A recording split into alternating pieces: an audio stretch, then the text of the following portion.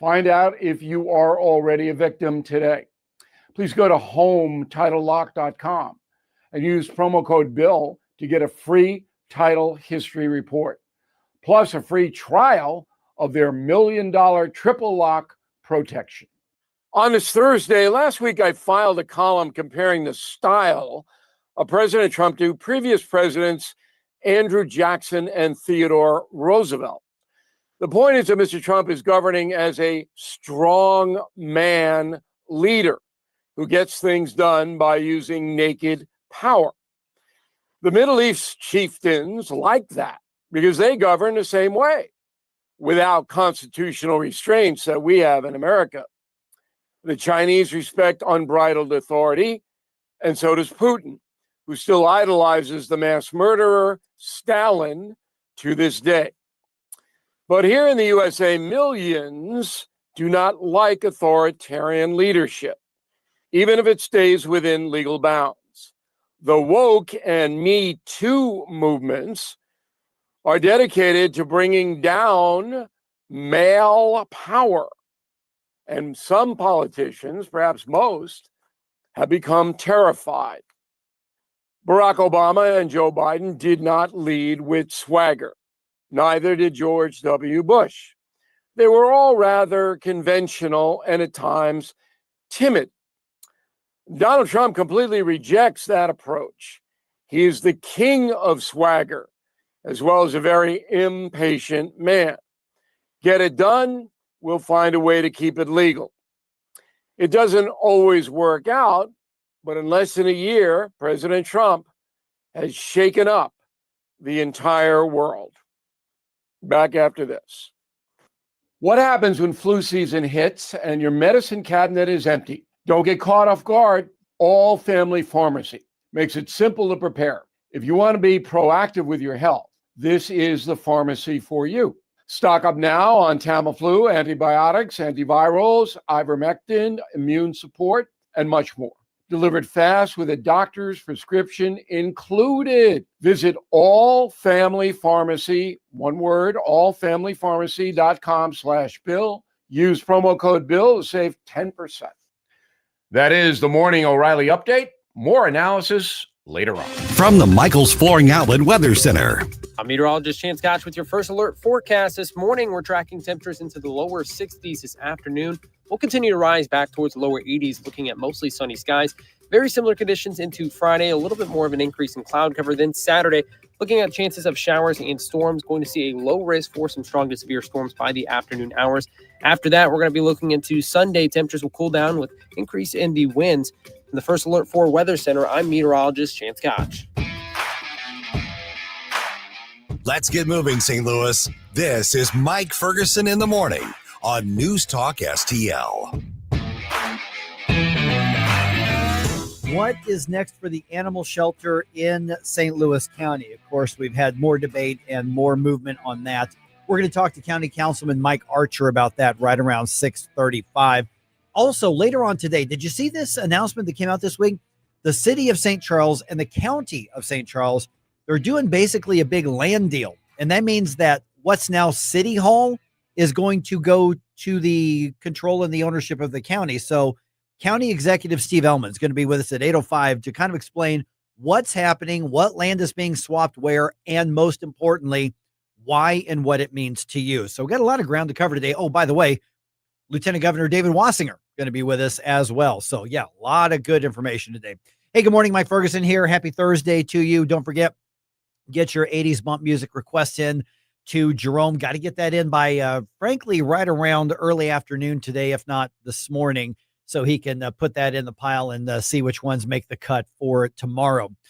We had frankly, a discouraging court ruling in Missouri this week, and that allows abortions to resume in the state. We're talking the surgical, the actual physical dismemberment kind of abortions. And so Steve Rupp joined us on Wednesday's program to explain what that ruling said, why it matters, and where we go from here. And here's the update. This is a little bit complicated, but this isn't the final decision. There's actually a trial on what's at hand. What is it that the judge actually decided yesterday to, at least for the moment, allow the abortions to resume in Missouri? Well, first of all, Mike and Gabe, thanks for having me on. We greatly appreciate it. And they have basically struck down health and safety standards. And I want you to, as we talk about this, I want you to put in the back of your mind two things. Number one, money, because health and safety standards cost money. Right? So Planned Parenthood doesn't want to spend the money, so they asked for this to be overturned. Number two is women's health. Think about women's health. They are constantly talking about women's health care. Abortion is women's health care, right? So think about money and women's health care. So what they did was they struck down all these health and safety standards, and I'll list a few of them. First of all, that we must follow acceptable sterilization standards for surgery instruments and equipment. Now that seems, like common sense, doesn't it? But in inspections at Planned Parenthood a few years ago, inspections that we helped pass statute that made them be inspected, because they were not inspected hardly at all for years because they had such a liberal healthcare department. So we found that they had sterilization equipment that had rust on it, rust on the sterilization equipment. That they had dried blood on chairs in their recovery room.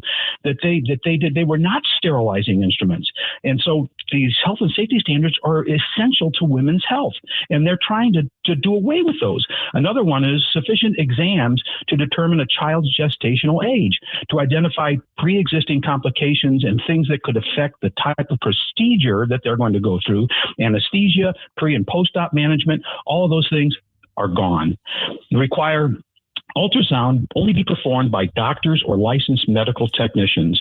We have heard stories from moms that go in there and they say, well, you don't have to look at it. It says that we have to offer you an ultrasound. You have to look at the screen. You don't even have to open your eyes. You don't have to look. Plus the screens were grainy and snowy because they were old equipment, because they purposely wanted people to look at those screens and go, well, see, you can't see anything because there is nothing in there. And then another one is a requirement to have emergency trays equipped to treat seizures, bleedings, anaphylactic shock, respiratory arrest, cardiac arrest. Again, these are common sense things, and these are going to be gone. A requirement to have emergency drugs, oxygen, and intravenous fluids in a surgical procedure room with breathing bag and suction machine. That's gone. Requirement that facilities for surgical abortion have adequate scrub-up facilities, that the sterilizing room be equipped with a steam sterilizer and sufficient surgical instruments sterilized and available for each patient who presents herself for an abortion. These are common sense things. But here's what Planned Parenthood is saying is, we're not a surgical center. We shouldn't have to live up to those standards. We're not a surgical center, is something that uses and here's what an abortionist said, not in St. Louis, but another abortionist said, we're not a surgical center because we don't use a scalpel. That's what determines a surgical center. Do you know how many women have left that Planned Parenthood? We have documentation after documentation that left in an ambulance with severe bleeding that threatened their lives. That's not a surgery. When you're taking what's called a curette, which is a curved knife that they go into the women's womb after the abortion and scrape the walls of the uterus to make sure they got all the pieces of the child out. And oftentimes that cuts the woman and the woman begins to bleed. And if that's not surgery, I don't know what is. Good morning, Steve. Gabe here. Hi, Gabe. Hey, so what it sounds like is exactly what we predicted would happen, is that because of the wording of old Amendment 3, that all of the safety requirements go down. So then what is the recourse for any woman who is injured or, God forbid, dies from a surgical abortion? Amendment 3 that we passed last time gives that woman no legal recourse. Mm-hmm. That is in our state constitution. Is that women's health? Is that women's health care, that the woman has no recourse to sue? It's wild. It's wild what we're dealing with right now. Yeah.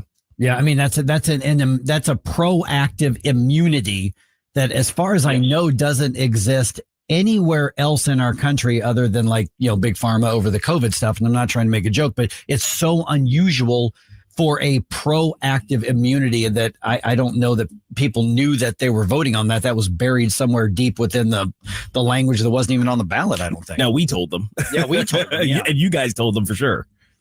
Yes. But the vast majority of the people that walked in that voting booth did not know that. Yeah. We're visiting. It's incredible. We're visiting with Steve Rupp from Missouri Right to Life. Okay, so what's next here? Let's talk about two things. One, with what's next with this case, because this isn't the final say. This is just at least until the trial can happen, is my understanding. So where are we in the process of this set of health standards and safety regulations? And then the bigger picture is, where do we go from here? Obviously, we've got, Amendment 3, but that's not till November of 2026, most likely. What do we do the next step after this one? Yeah, and this is exactly, Mike, why we have to pass Amendment 3. And I know it's next November. It seems like it's forever. We're going to blink our eyes and we're going to be there. Mm-hmm. So, and Catherine Hanaway, our new Attorney General, is squarely in our corner. She came out and made a statement that she said that this decision was absolutely wrong. For women's health, this is absolutely wrong. Now, what she does from there, I'm not sure. I don't know if there's some recourse for her to appeal this to the Supreme Court, but she is certainly going to be in the fight. There's no question about it. So what we have to do is we have to educate people. We are starting right now educating people about the very same things that we're talking about. We said all these things, and Gabe, you said it a moment ago. We said all these things in Amendment 3's battle last time around, and the people that went into that booth that we talked to voted correctly. They voted against Amendment 3 in the last year because they knew these things were going to happen. We said they were going to happen. They said they weren't going to happen. They lied. Okay, so the legal case in here, though, I want to come back just to make sure everybody understands where it's at. This isn't necessarily a final decision, although I'm going to tell you I'm not truly optimistic the court's going to do the right thing. But what's the next step in the legal process? Well, it's going to be, this goes to trial in January. I don't remember the date in January, but it goes to trial in January. So in the interim, we're going to do everything we can to try to stop it. But there's, we unfortunately, in many instances, we have a red state with a blue court, and that's unfortunate. Yeah. And Steve, in that case right there, between now and then, obviously, is there anything the Missouri legislature can do, or is this all just simply in the hands of the courts and then the voters in November, or is there anything that we can do policy-wise, politically, to try to save lives? Because, to me, I'm not even thinking in terms of pro-life win, pro-abortion loses. I'm thinking there are going to be lives lost in the meantime. Without question. It's starting, like you said, starting yesterday, they're going to be performing abortions, surgical abortions. Now, there are some things that and when I talked earlier about the money aspect, think of the money. All of those things that I mentioned to you cost them money. They don't want to spend that money. So they are willing to sacrifice women's health for money, which is incredible. There's still a statute on the books that only doctors can perform surgical abortions. And they're trying to overturn that as well. They're trying to overturn the parental consent, which, imagine that, telling a family that your daughter can have an abortion without you even knowing about it. What kind of women's health is that? Yeah, exactly. And then also requiring a doctor do a surgical procedure. That they're against that as well. That just jumped out at me when you said that. So who is it that they want to allow to do this? Medical professionals. So what is a medical professional? Yeah. What is a medical professional? Is that a nurse? Is that the lady at the front desk that's, checking people in? What is a medical professional performing abortions? But you can see that saves a lot of money if you don't have to pay a doctor. Right. Absolutely. Now, speaking of money, Steve, I think your organization is I think among the best in the state at getting information out on these issues and beat the streets and doing what needs to be done to help our efforts to save lives. So how do people donate to Missouri Right to Life? Just go to MissouriLife.org. MissouriLife.org. What we're doing right now is obviously we're so laser focused on passing Amendment 3, the new Amendment 3, which will hopefully go on the ballot next November. That's still to be determined by the governor. Next November, hopefully we'll have the ability to be able to overturn basically 99% of all the abortions in the state of Missouri if we pass Amendment 3 in November of next year.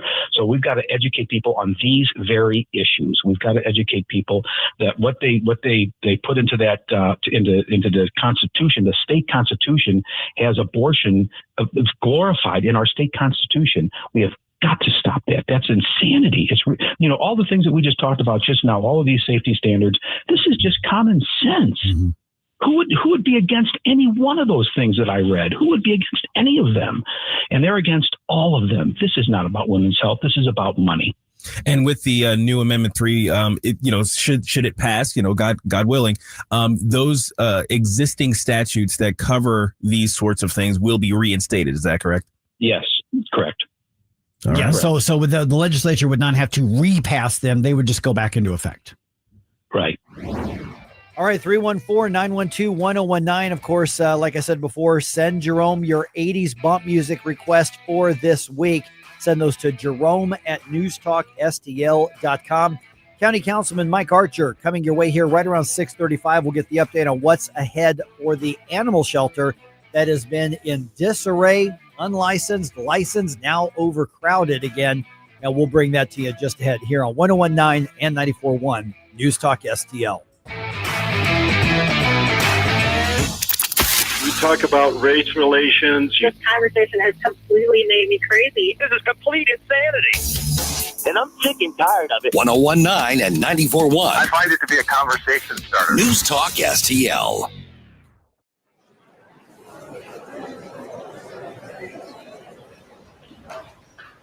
Where do my friends and other students find their voice? We find our voice through the performing arts, along with millions of other high school students. By expressing yourself in a role on stage, through an instrument, or at the debate podium, the performing arts give us freedom to find ourselves, to find our place. The stage is where I can play, perform, and compete with my friends. Performing arts at your school is where creativity meets courage. Encourage the students in your life to find their voice through the performing arts. This message presented by the NFHS, where we encourage all students to play, perform, and compete together.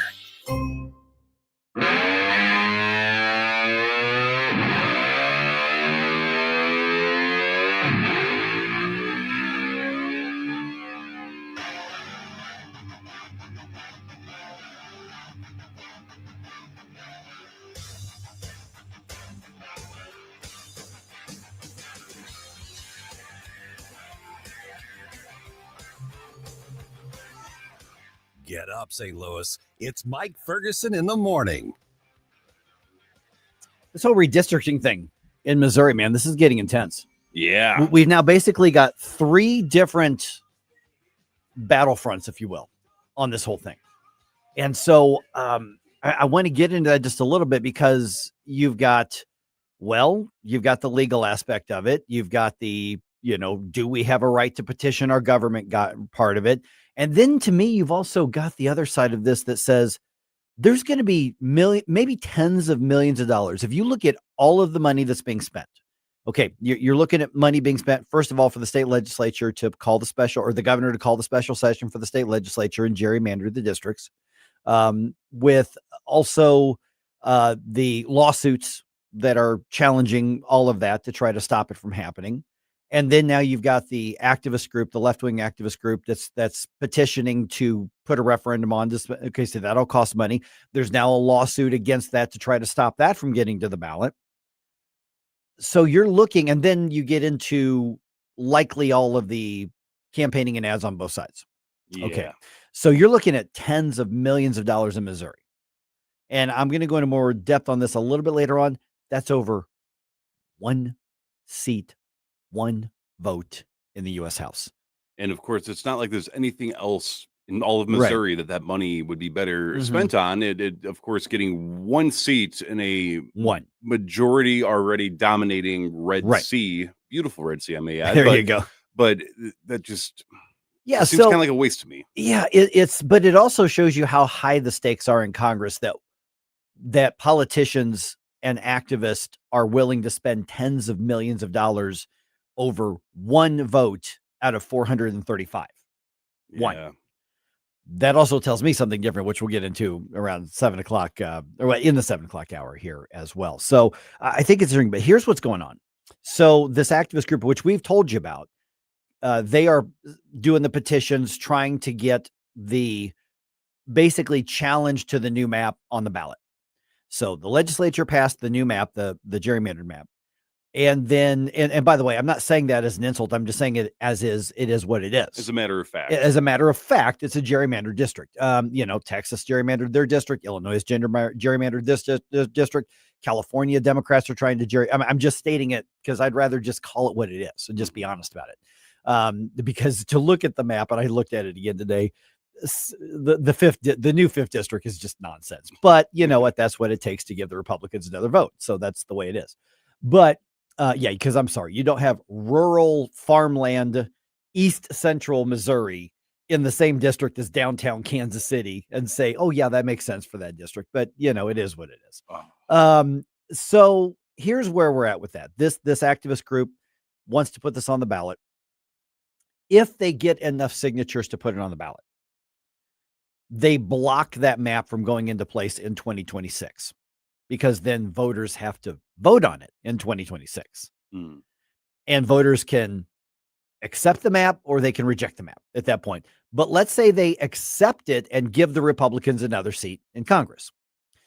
That's not going to go into effect until 2028 because voters would not have approved it until 2026. So the redistricting would not happen until 2028.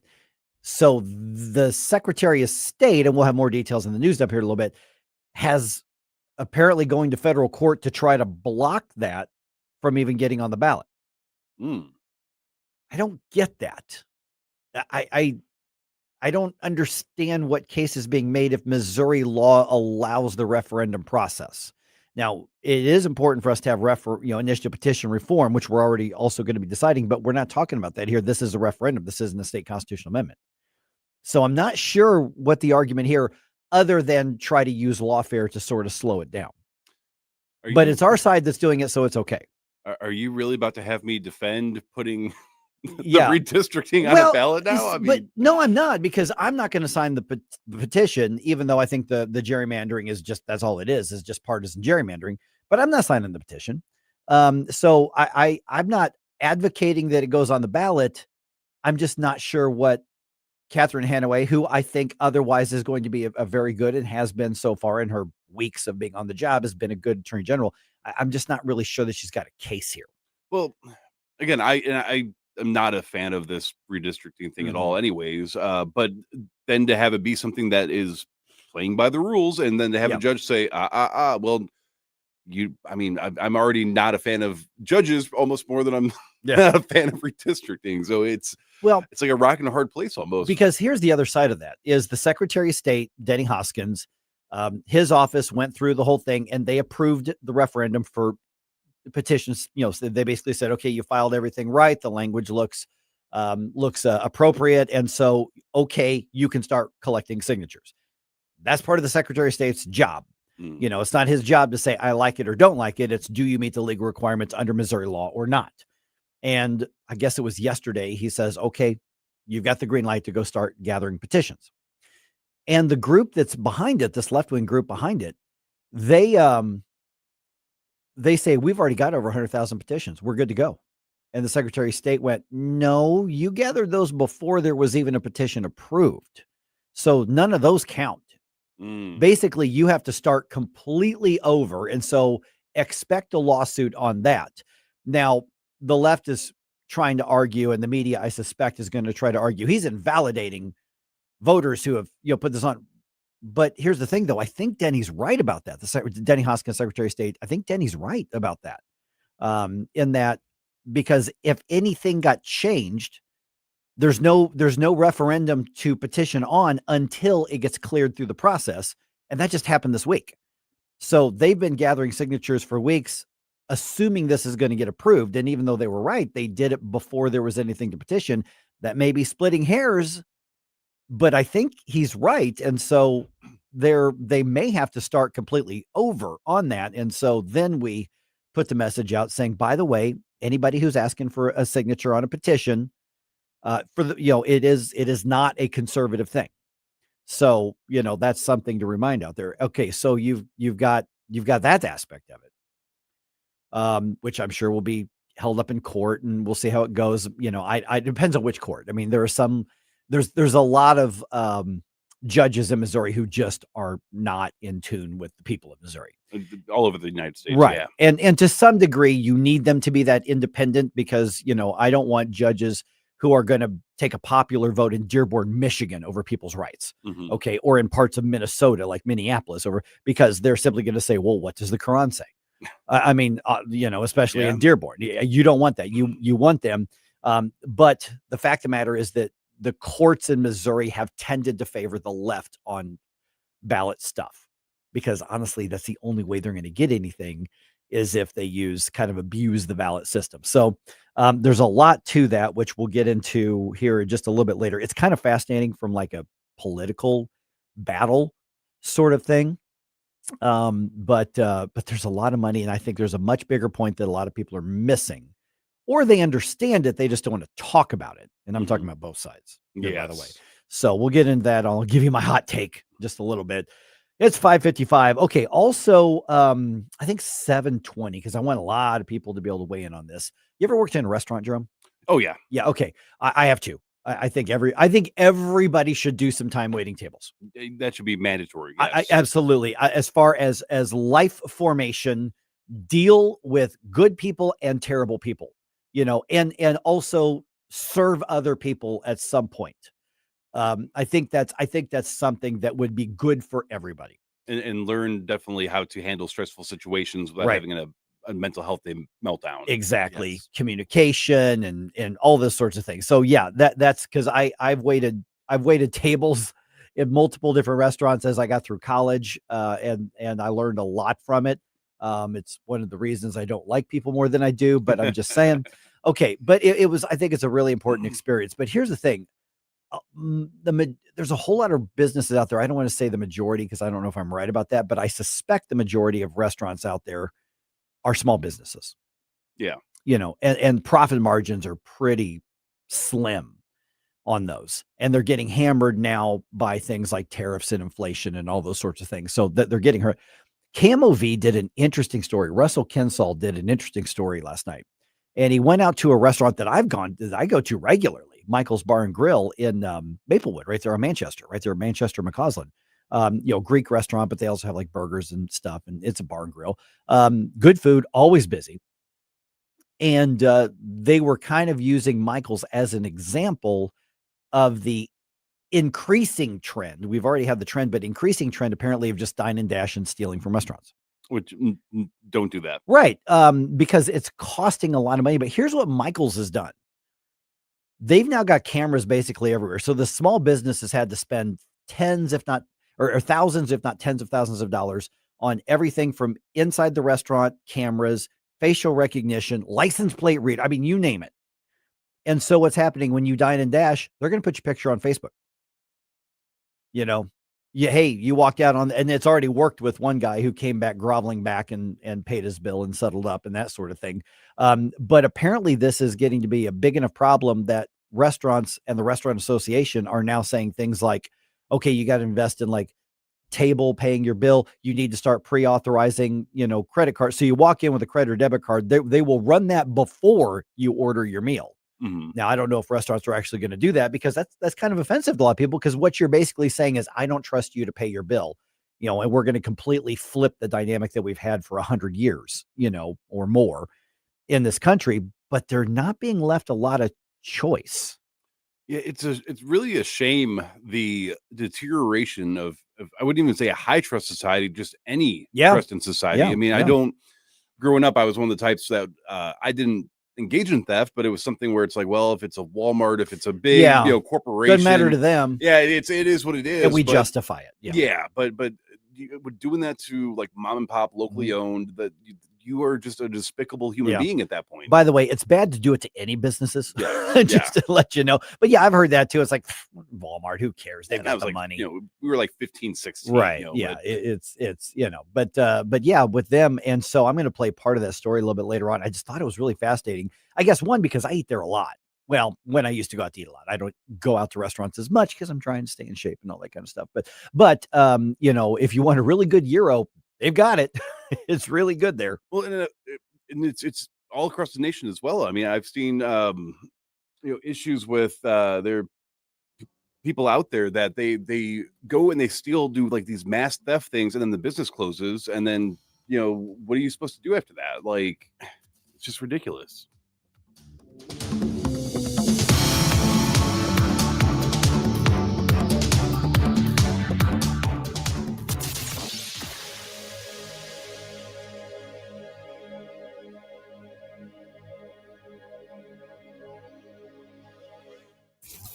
When you've got something to say, be heard loud and clear. If they'll just do what they were voted in to do. This party needs to get a backbone. They need to get some spine. Join the conversation. St. Louis's place to talk. The Democrats and the Republicans can give us all the lip service they want, but what they need to do is take action today. 1019 and 94.1. HD3 Clay K270BW Bellefontaine, KNBS Bowling Green. This is News Talk STL at 1019, 94.1, and always streaming at NewsTalkSTL.com. News this hour from Town Hall. I'm Greg Clugston in Washington. Alaska is airlifting hundreds of people from storm-devastated coastal villages. It's being called one of the most significant airlifts in Alaska history, evacuating hundreds of people from coastal villages that were inundated by remnants of Typhoon Halong. A record storm surge swept away homes, some with people still inside, leaving 1,500 residents in makeshift shelters. The recovery is just complicated because these are remote communities, because there is no road connections, and many of the airstrips, are not big enough. Rick Tolman at the University of Alaska, Fairbanks. Even in the best of circumstances, this would be a logistical nightmare. I'm Ben Thomas. It's day 16 of the federal government shutdown. Another vote is scheduled in the Senate later today to pass a temporary spending bill that would reopen the government. President Trump says he's using this shutdown to do away with projects that were championed by Democrat members of Congress. The project in Manhattan, the project in New York, it's billions and billions of dollars that Schumer has worked 20 years to get. It's terminated. Senate Minority Leader Chuck Schumer is upset that the Trump administration is carrying out mass layoffs of federal workers during the stalemate. Last week, the Trump administration vindictively fired thousands of federal workers in a mistaken attempt to try and hurt the Democrats in this shutdown. Let's be very clear. Nobody forced the administration to do these firings. They did it because they wanted to, period. They did it on their own. Meanwhile, a federal judge has ruled the mass layoffs appear to be politically motivated and must stop. The federal judge said the human cost of the layoffs cannot be tolerated. More at townhall.com. They say timing is everything in the gold and silver markets, and it's true. Dennis Prager here for AmFed Coin and Bullion. Although you can buy at the right time, if you buy the wrong coins, you may not make a profit. When gold was $400 an ounce, many people were talked into buying high-grade old gold and silver collector's coins. Unfortunately, most of the people who bought these so-called semi-numismatic coins, like the $20 St. Gordon's and Liberty Head gold coins, have not broken even on their investment. Incredible, given that gold has risen approximately 525% since then. So while timing is everything, if you buy the wrong coins, the timing simply doesn't matter. Having a dealer who cares about positioning you in the right types of coins or bullion will mean more to your portfolio than anything else. That's why I deal with Nick Rovich and AmFed Coin and Bullion. Whether you're buying or selling, call 800-221-7694. That's 800-221-7694. Or go to AmericanFederal.com. AmericanFederal.com. From the Michael's Flooring Outlet Weather Center. I'm meteorologist Chance Gotch with your first alert forecast this morning. We're tracking temperatures into the lower 60s this afternoon. We'll continue to rise back towards the lower 80s, looking at mostly sunny skies. Very similar conditions into Friday, a little bit more of an increase in cloud cover. Then Saturday, looking at chances of showers and storms, going to see a low risk for some strong to severe storms by the afternoon hours. After that, we're going to be looking into Sunday. Temperatures will cool down with increase in the winds. In the first alert for Weather Center, I'm meteorologist Chance Gotch. This hour of News Talk STL brought to you by Chris Cooper and Serenity Wealth Management. Discover little-known strategies that could be the difference between choosing the care you deserve or having someone else decide it for you. Get a free copy of Chris's book at serenityltc.com. So many ways to listen to News Talk STL. Or join the conversation. All you have to do is say, "Hey Alexa, play News Talk STL." Welcome to News Talk STL, conservative talk radio for St. Louis. Mike Ferguson. Here we go again. These people are crazy. Gabe Phifer. A charitable interpretation for this kind of behavior does not exist. Get up in case you hear the alarm. Get up, St. Louis. We're a different kind of clown show. Mike Ferguson in the morning on News Talk STL. Get up, this is your cousin. All right. The effort to give Republicans one more seat in the U.S. House is now at the center of multiple battlefronts, politically and legally speaking. Of course, the way things are going in 2025, that's probably going to mean physical ones at some point, too. Yeah, that's true. Oh, God. All right. And why are two local governments making a real estate deal worth tens of millions of dollars? St. Charles County Executive Steve Ehlmann going to be with us at 8:05, because what's happening right now is it looks like City Hall in St. Charles City, that building is going to become owned by St. Charles County as part of the deal. Oh, yeah. So So the there's a city lot is that's selling changing. something to the county right now? Selling and trading and all kinds of, this Oh, is boy. really interesting, but Okay. it's going to affect a lot of people in St. Charles County. So we're going to get to that a little bit later on. Two Cardinals are nominated for awards despite the lackluster season. I'll tell you about those here in just a minute. I can kind of see that. Yeah, 6:05 right now. Let's go ahead and dump some news on you. Wake up, America. It all worked out. You know, I mean, they get all the news. The morning news dump. All right, quick update here. ICE agents have taken down the fence around the immigration facility in Broadview, Illinois, just outside of Chicago, in response to that judge's order where it was challenged as being illegal and a safety hazard to the community. They Really? actually took the fence down. Okay. Now this is a security fence that DHS personnel had put up to protect themselves, or like who put up the fence? The DHS and ICE. Right. Okay. They put it up to keep the violent protesters who Away. have routinely attacked law enforcement. Yeah. To keep them from attacking law enforcement. And there was a challenge to that. So the and local folks took it down. So the local folks went to court, and the court ordered ICE to take it down, and they actually obeyed it. Oh my here. gosh. See, again, if I'm commander in chief, I'm saying no, disobey all of those orders. Yeah. So Senator Josh Hawley was on Jesse Waters Primetime on Fox last night reacting to that. That's really just an open invitation for the left to continue their violence. Let's not forget, they've already mounted assaults at ICE facilities. Yeah. Yeah. And he ain't wrong about that. No, are we sliding towards the C word here? I mean, I don't know. I mean, the state is kind of doing some stuff that the Democrats did with states last time, where they divide the federal government. Oh my! I'm just saying that's scary. That's scary territory, man. All right, we're going to go into this in a lot more depth here in just a little bit. The referendum petition that's trying to stop Missouri's congressional redistricting gets the green light to move forward. KMOV's Capitol Bureau reporter Hannah Falcon has a good part of the story, but there's more to it. Richard Von Glan heads up the group People Not Politicians. He says the petition already has over 100,000 signatures, which is approximately the amount needed. But the Attorney General is trying to stop it in its tracks. What we really have here are politicians trying to silence voters, which is a little bit what this referendum is all about. Missouri Attorney General Catherine Hanaway claims it would be unconstitutional for voters to decide on redistricting. She says that power lies with the Missouri legislature, saying the Constitution entrusts congressional redistricting to the people's elected legislator, not activist organizations bankrolled by undisclosed donors. Okay, so I don't know that the Attorney General's got a real case there, but this could slow it down. But here's the thing. Secretary of State Denny Hoskins says those signatures mentioned in that story that were already collected don't count because the petition had not been approved yet when they were collected. Oh, yeah. Yeah. I think he might have a strong position on that. I think he's right. Yeah, I think there's a specific order it has to be executed according to the law. There's a process here. So if the activist group does end up collecting enough verified signatures, or an activist judge allows these collected signatures even before there was something to collect them for, if he allows them to stand, if this measure gets approved for the ballot, it will pause the new maps at least until 2028.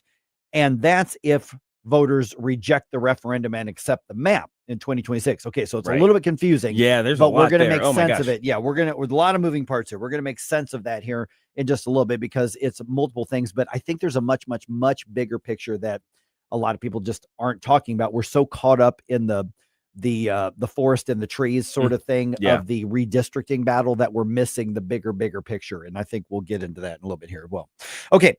Another safe haven baby box is being installed in the metro, this time in North County. Oh, okay. Yeah. This is being installed in the Florissant Valley Fire Protection District's Firehouse number 1. It is expected to be completed by the end of the year. Interestingly, because these things cost tens of thousands of dollars. Yeah. because these are pretty high tech. Yeah, you know. yeah. The money to put this in was raised in large part by donations. Oh, okay. Yeah. So I would not have any problem with taxpayers paying for this. Well, yeah, clearly. But Serves the donations public came in interest. to help out with this. So a safe haven box allows infants to be surrendered anonymously. Mhm. Babies have already been left in the boxes in Melville and in O'Fallon, Illinois. I think it speaks to the usage, the efficacy, and the value of these baby boxes. I think that this is one of those ways that we're saving lives even beyond the anti-abortion Right. efforts that we have to continually make. By the way, Right, exactly. All right. Don't assume that someone's conservative just because they go to church. Mm-hmm. Yeah, even go to church regularly. Michael Harrington's got the story. It's a joint venture of the Family Research Council and Arizona Christian University, and it reveals that only 43% of people who regularly attend worship services identify as pro-life, down from 63% in 2023. Just 46% of respondents accept the definition of family as being limited to one man and one woman married with children. FRC spokesman David Clausen says, quote, confusion inside the church is not primarily a political problem, it's a discipleship problem. Michael Harrington reporting. What are you churches teaching out there these days? Yeah, I'm not missing anything apparently. It's really terrible in a lot of churches. Hey, I will be a spokesperson for my church. My church says the truth. But look, there's been plenty of evidence of the decline of people who identify as Christian in America not having a Christian worldview. Yeah. There's been, and that slide has been going on for 10, 15 years. It's showing how influential culture has been. You know, this is basically, hey, go back to read the letters of Paul and read about the Corinthians. They had the same problem. It's been going on since the beginning, but certainly churches are not basically the safe haven for biblical understanding of everything. That not immediately. You got to go for a couple weeks before you decide on what the church actually teaches. Yeah. So I just found that survey fascinating and disturbing. Absolutely disturbing. Yeah, absolutely. You can't. Actually, it is more likely that when you run into someone who identifies as Christian, that they don't have a worldview. No. A Christian worldview. Right. Yeah, that happens a lot. All right. Let's see here. 612 right now. All right. Now, soon you may be able to drive up and have your wacky tobacco handed to you in Missouri. They're giving away? Yeah, well, not giving away, but here's the thing is the state's Division of Cannabis Regulation is proposing a change that would allow curbside pickup at dispensaries. Oh, wow. Okay. You know, I mean, you can do a curbside pickup to get your, cheeseburger or whatever the case is. You don't even have to leave your car. Don't have to leave your car at all. So the service would be required under what's proposed to be only for online purchases.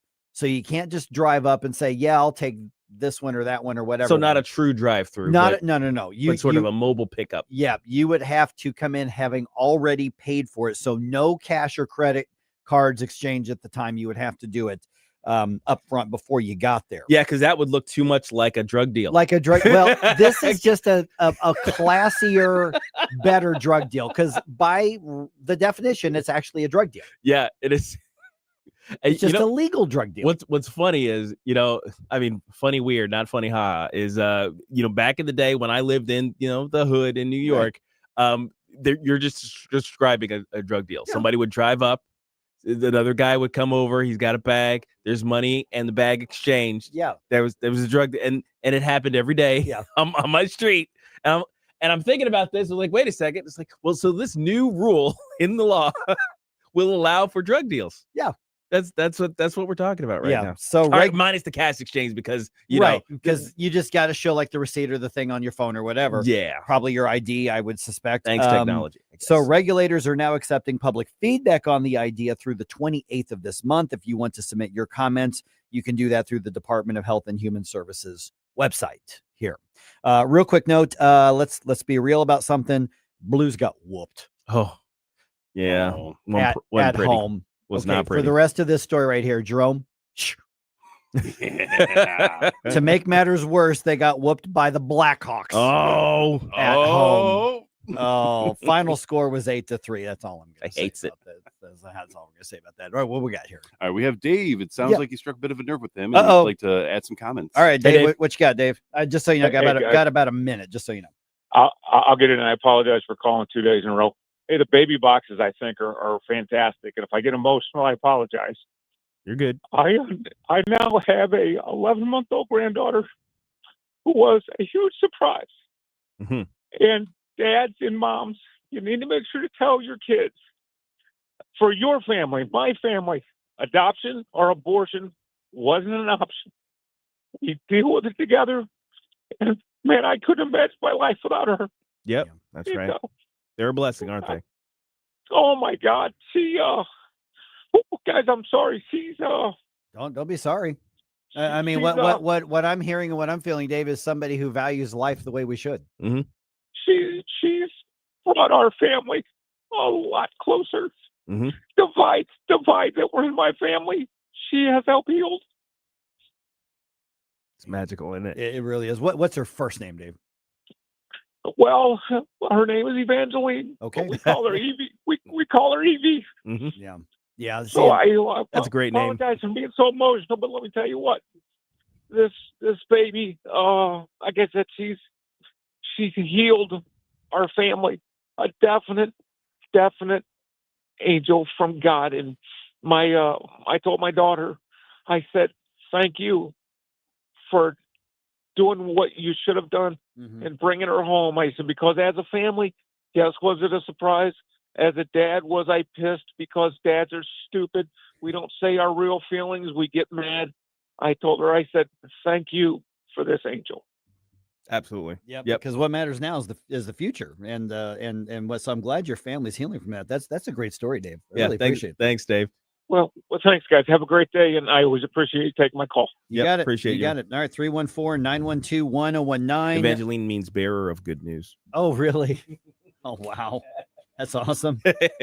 Okay, Councilman Mike Archer from St. Louis County is going to be with us. We're going to get an update on what's happening with this animal shelter and also the fact that the government can't stop overspending money. But before that, another mainstream media outlet takes a big hit. They're laying off people, and the left is big mad about it. Oh, boy. Yeah, we'll give you the update on that right around 6:20. Indifference. Stop it right now before you blow us all away. Mike Ferguson in the morning. The strong protecting the weak and the good defeating evil. On News Talk STL. This is your cousin. Get up, what are you waiting for? I'm Andrew Saul, Commissioner of Social Security. I'm here to warn you about telephone scammers pretending to be government employees. Some of these scammers may say threatening things like you will be arrested if you don't make payments or provide personal information. Do not fall for these tricks. These calls are not from us. Real Social Security employees will never threaten you for information or money. If you receive a call like this, hang up. Never give the caller your personal information, like your Social Security number or bank account, or send money in any form, cash, gift cards, wire transfers, or prepaid debit cards. Report the call to our law enforcement arm, the Office of the Inspector General, at oig.ssa.gov. Share this information with your friends and family.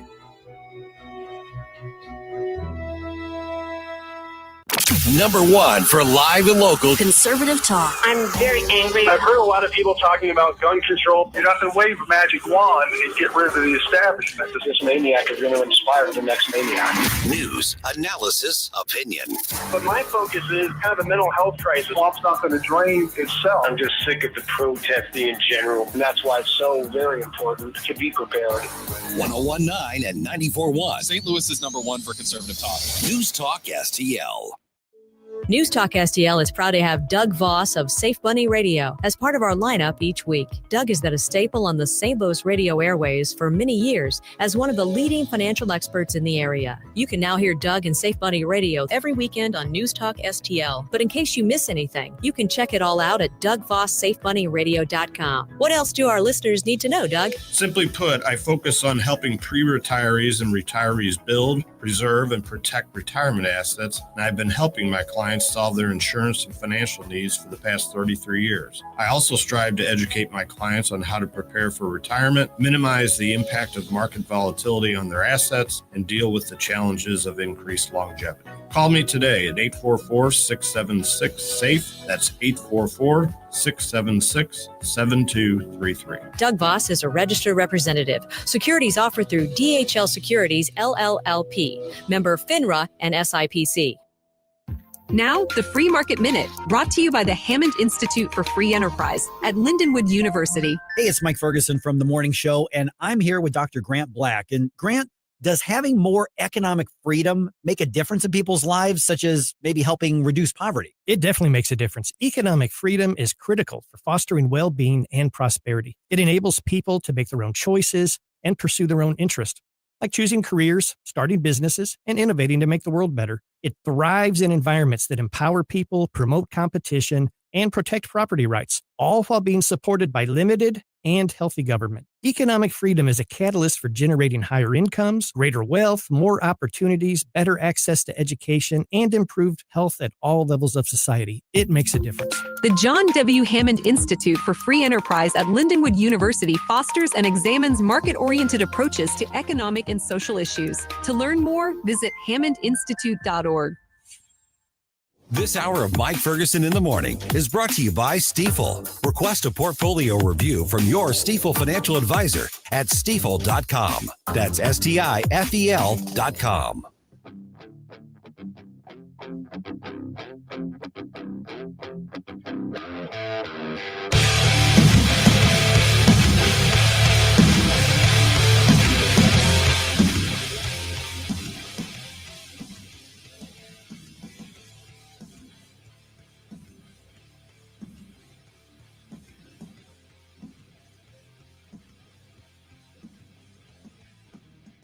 Hey guys, this is Billy Crow here from Jeffco Patriot Radio. Make sure to listen to us this and every Sunday at high noon. Now, back to Mike Loaded Dice Ferguson.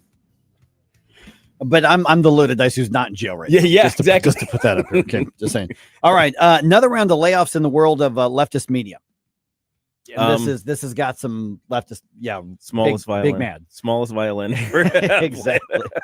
6:21 right now. I'm Mike Ferguson. We've got Gabe Phifer. We've got producer Jerome here. So here's what's going on. You knew about MSNBC spinning off from NBC, right? Yes. Okay. So NBC's ratings have been in just a free fall. Yeah, because nobody likes them, as evidenced in the ratings and the revenues and everything that's going with it. So what's happening right now is the business deal's been made, and this the MSNBC is going to be called like MS Now, I think, and there's a company called Versant, and so there's the process of splitting up the two companies, and there's all the wonky stuff that goes into that. But now 150 news staffers are being let go at NBC because essentially NBC was providing the actual news side to MSNBC. They worked together on editorial calls. They worked together on, direction of the product and all that sort of thing. And the reality is that the market is rejecting them, or enough of the market is rejecting them, which is probably why NBC, I'm guessing, is sort of looking at MSNBC as a branded dead weight. Oh, yeah. Because you think MSNBC and there's nothing too far fringe left for them. No, I mean, the first thing that comes to mind when you mention the letters is how crazy they are. Well, right. Honestly. I mean, who's the first person you think of when you think of MSNBC? Rachel Maddow. Precisely. That's who you think of. Yeah. Because she is the face of MSNBC and has been for years. I actually don't think about them at all. Right, yeah. and that's even worse than hating them. Yeah. Basically treating them as irrelevant, which I think has resulted in NBC trying to get rid of, like you called them, dead weight. Right. And so I get the business decision, but here's what's interesting on this is that there's, I think, two things in play here. One, you've just got the whole market thing that we're just talking about, the business aspect. Yeah, nobody likes all that sort of thing. Go home. But the ratings decline shows that a lot of the mainstream media is becoming dinosaur media. Oh, yeah. I mean, to be fair, at least mentally, they've been dinosaurs forever. Yeah. I mean, they haven't. But as far as like being the go-to, because I mean, Gabe, you and I, even when we were growing up, what you had was the standards. You had NBC, ABC, CBS, and then you had USA Today, and then you had some of the big national but locally centered ones, New York Times and all that sort of thing. Right. And those were the pillars, and everything else was alternative media. Yes. Then Fox came along and they were alternative, and now they're conservative mainstream, if you will. Right. And then Newsmax is now alternative. And so you've got Rush Limbaugh in radio, obviously. Changed everything. Changed the game. Honestly, this type of thing right here is probably still a ripple effect from Rush Limbaugh decades ago. Absolutely. Yeah. And so what you've got now is a market that is saying, you are not my trusted go-to source. Because with alternative media, what you would do is you would take it in and somebody would compare it to the mainstream media. Yes. And the trust is so low across the board. We talked about this, last week? Last week, we what is found it? out Average American was less than 50%. Less than 50%. Yeah. It was like, I think 41% or something actually, even lower than what you would imagine. And it's worse on the right. Yeah, and obviously, I say worse, I mean it's worse for mainstream media on the right. Yes, obviously for a good reason. But even on the left, their trust in mainstream media has gone down. Now they probably distrust them for different reasons that the right distrust them. But the bottom line is, the old school mainstream, been around for 100+ years media, which NBC and CBS and I don't know if ABC's been around 100 years, but the other two have been around for over 100 years, and they have managed to become irrelevant to all sides, to everybody. Yeah, really. Now, what's fascinating to me is, MSNBC out of the gate was a leftist. They had a leftist point of view. They were, the concept was CNN is your middle of the road, Fox is your right, and then MSNBC is the balance on the left. So if you were to ask the average person, I don't know, 30 years ago, or 20 years, how old is MSNBC?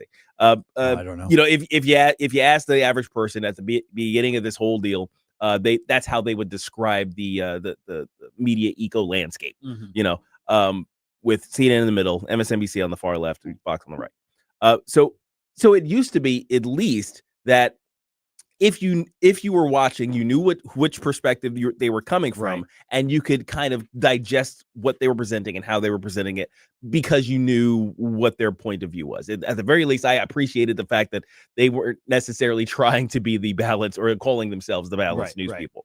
But somewhere along the way, they got so far afield that even if you're in for leftist rag garbage when you turn on MSNBC, it's too much, and you can't watch it anymore. That's what I'm hearing is like, and that's what I actually have felt for over the years.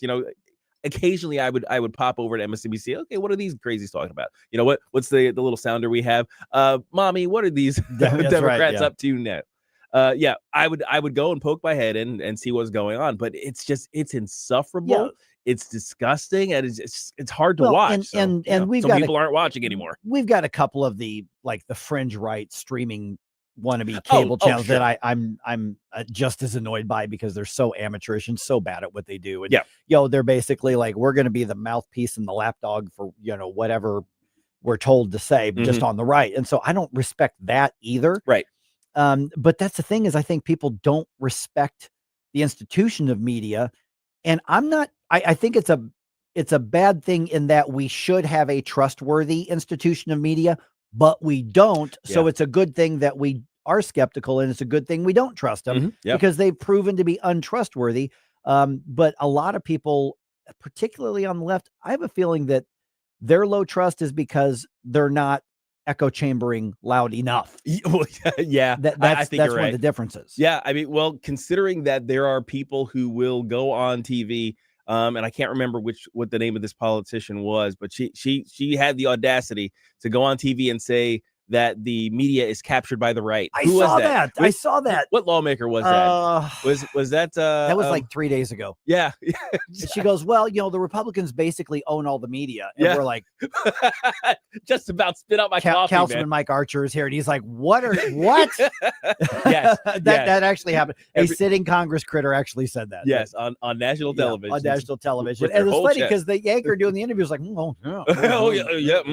we're just the underdogs trying to fight like spirited puppies here. You know? Yeah, it's really crazy. What the perceptions are on that side. But this is kind of where we are now. I also wonder if the quality of the work has something to do with it, because if you've read an article, if you've gone on MSNBC.com and looked at the write-ups for some of their news stories, you could swear that most of these people did not graduate 5th grade. You know what I mean? It's just like, don't get me started on the lack of understanding of the English language of people who are supposed to be professional communicators. Yeah. Oh my gosh. It's just terrible writing in the technical sense. Yes. It's terrible writing in the grammatical sense, in the philosophical sense, in the understandings. And it's just, and I think at that point it's just like, well, we can replace you with robots. Yeah, I think we need to come in, because here's what I'm going to do. I think sometime next hour, I want to ask around, okay, what about St. Louis? Mm-hmm. Let's compare some of the outlets here, because we've got a microcosm of this. That's true. And we've had media outlets go under here just in recent months and years as well. So I think let's dig down into this in 7 o'clock. Absolutely. Now, it's been a dramatic chain of events for the St. Louis County Animal Shelter. What's next while they deal with the current problem? Too many dogs and not enough homes to put them in. We'll get the update on that at 6:35.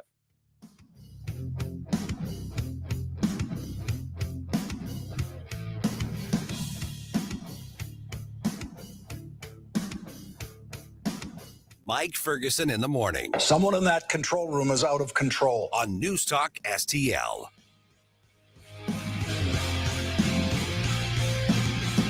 From the Michaels Flooring Outlet Weather Center. I'm meteorologist Chance Gotch with your first alert forecast this morning. We're tracking temperatures into the lower 60s this afternoon. We'll continue to rise back towards lower 80s, looking at mostly sunny skies. Very similar conditions into Friday, a little bit more of an increase in cloud cover. Then Saturday, looking at chances of showers and storms, going to see a low risk for some strong to severe storms by the afternoon hours. After that, we're going to be looking into Sunday. Temperatures will cool down with increase in the winds. In the first alert for Weather Center, I'm meteorologist Chance Gotch. Hungry for the best steak you'll ever have?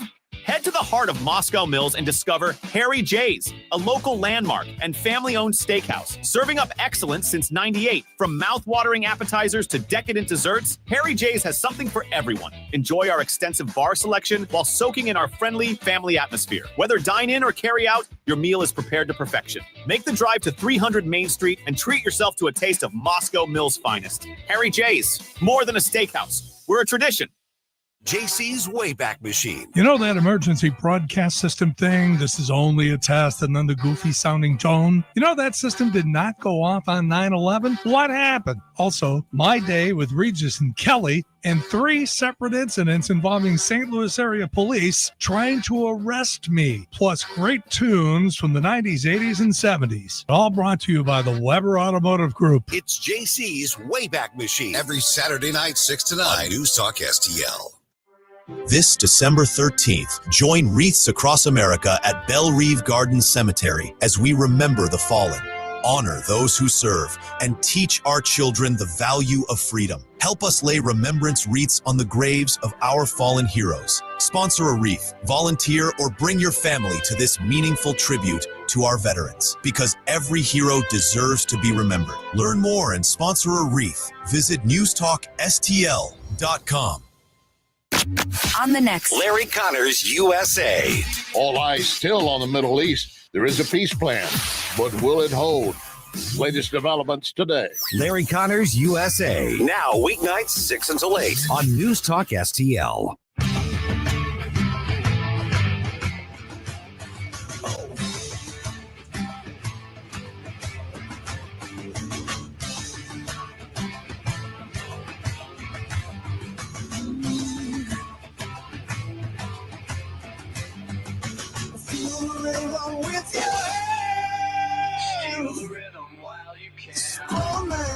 Good morning, Missouri. It's your boy, Joe Pags. I'll talk to you tonight at 10. But right now, let's get back to Mike Ferguson in the morning. All right. What's next for the animal shelter? in St. Louis County. We're now joined by County Councilman Mike Archer. Man, appreciate you being here, Mike. Thanks so much. Thank you. And also, real quick, I feel like I'm going to be cheating on Mario's, but you actually brought us some donuts here, which I always appreciate. But there's more to it than just the donuts. So let's just real quick, because this is a really cool story. You told me about this last time you were in, just off air, but there's more to it than just what's in that box. Well, it's an American success story, and actually, it's a group of Vietnamese immigrants that have come in. They just brought grandma over too because the donut shop is doing so well. And it's also in spite of Sam Page, because it took them a year and a half to get through all the permitting process for their donut shop. And it's quite the success story. And a lot of people in the local community, my church, other churches are now buying their donuts. My granddaughter goes to school with one of the daughters there, and it is just truly an American success story. Whenever you go in, you buy a donut, that's going for Teresa's soccer or dance or something along those lines. And we're talking South County here. Right? We're talking South County, also known as God's country. Okay, Mike. So it's a situation where that. Sam Page has really, and the permitting process is just atrocious. I had a client that had a food truck, and she's still waiting on her permits. It took her a week in St. Charles County to go get her permits for that food truck. So it really stifles the local entrepreneurs. And Locke Wynn with the donut shop, was going through everything and saying, what is all this? And I said, it's just a maze. Yeah. And he said, he's used to the Vietnamese culture. And he's like, who can I pay off? Right. and I'm like, well, that's not Locke, how it works here, but that at least that's doesn't not how work. it's supposed to work. Yeah, Locke, that doesn't work here. Yeah. But anyway, it's truly an American success. And what's story. the name of the store? Oh, it's A&A Donuts on A&A. Telegraph Road. All right, there it is. Okay, so we've been following what's happening with the animal shelter. So, Right. we're talking about the drama. Let's remind people the bigger picture here. You had the Department of Agriculture pull the license. They couldn't even operate at one point. The private sector was involved with the APA. Now they're back up and running, and now they're overcrowded. Now, that's not the fault of the animal shelter. That's not the fault of the people working there, that a lot of dogs have come in. And I know there's going to be like a big promotional adoption event that's going to happen this weekend that they're putting out there trying to do this. Right. But you all on the council, Sam Page, have just disagreed on what to do about it. Mhm. And you all passed a measure that had several steps as far as, policy for the animal control and prices. He vetoes it. This week, you all override that veto. So let's start with, where do things stand right now with how the animal shelter is operating? Well, right now, and I wrote that report. Yeah. The problem is the mismanagement, and we don't have any clear management. There's no procedures or protocols, and whatever policies or procedures are chiseled in the wind. We just don't know what is going on over there. With that override veto, Councilwoman Days and I, or Chairwoman Days and I, have had conversations about the fact that, the backdrop on this, Mike, is that we are in a budget shortfall. Yes. We are $62 million in the red. Sam Page is just like, well, we'll draw it out of the NFL settlement fund, but no, we're not going to do that. One of the things that the St. Louis County Council has is the power of the purse, and we hold those purse strings. Chairwoman Days and I have had extensive discussions about, $80 to adopt a dog doesn't even cover the spaying, the neutering, and the chipping. We need to look at those costs. So that's the first thing. And that's still lower than pretty much every other shelter in the area, isn't it? Yeah. Yes, because I remember when we got our Molly about 12 years ago, she's since passed on. That was $250, and Right. we're not talking about a pure breed. Okay. Mhm. It's just one of those situations of where that we need to get a grip on what's going on there. And you can see, when I wrote that report, it's mismanagement at its finest, and we are not letting the professionals do their job. Yeah. Now, you mentioned that budget shortfall. So, now the first thing I think of when I think of a, is okay, where are the cuts coming from? Right. You know, what's on your short list of things that need to be trimmed down so that we can kind of get a better hold of our finances here? Well, the first thing, and Gabe, this is my opinion, okay? Sure. Because, this report is going to go to the rest of the council. We're going to discuss it, and then we're going to make decisions. But from my perspective, we do not need to be in the adoption business. Yeah. The St. Louis County government, the charter, does not have a provision in there. Now then, in terms of, and it may seem like I'm drawing a distinction without a difference here, but in terms of the health, safety, and welfare of our people, we need to have animal control officers. Right. Right. So say I have got a dangerous animal in my yard. I don't know where the animal came from, but I've got a dangerous animal. Animal control needs to come out and get that animal for the health, safety, and welfare. Now, then they need to take a look at that animal. If that animal is adoptable, I think that it should go to like APA, Humane Society. It should be farmed out for that adoption. The next question is, what about those animals that are not adoptable? Right. Okay. Say they have vicious propensities, say they have a propensity to bite, things along those lines. Communicable disease, something. Yeah, exactly. Exactly. Parvo, that wasn't handled. So, those are really thorny questions that we're going to have to deal with in terms of that. Also, in dealing with the health department, why do we need a clinic?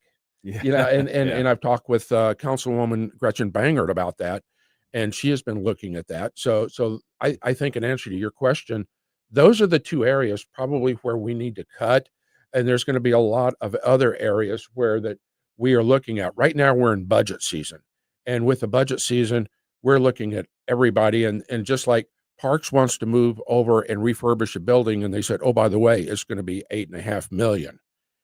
And my jaw just kind of dropped, because when the director of Parks asked for the $8.5 million, it's like, when I was in the prosecutor's office, it was like, hey man, can you front me lunch until Friday? That was the sort of attitude that he had about $8.5 million. Wow. And I was like, I get a little nervous when I have more than $40 in my wallet. We won't tell your wife that you got $40 in your wallet. Right yeah, please don't. She may be listening. It's our secret. It's our secret. Thank you. But those are some really tough decisions we're going to have to make, Gabe, and that's what's coming up in budget, and it's going to be interesting because this afternoon at 2:00 we have a budget hearing with the health department. Oh, okay. So they're and I'm going to go home, maybe take a nap and get ready. And drink some more of my strong coffee and just ready to go and do battle.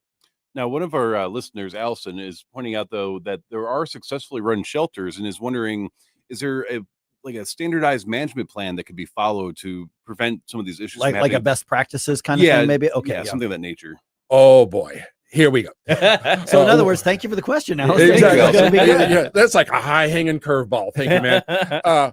The APA was in there, and and Dr. Cunningham fired the APA, and because they were the subject matter experts in that area, and then she fired a bunch of people, Lee Jackson, Rebecca Rainwater, and that had like 50 years between the two of them of shelter experience, and then hired a guy that came in from Edward Jones with financial background to run the shelter. Now that, yes, there is a best practices manual.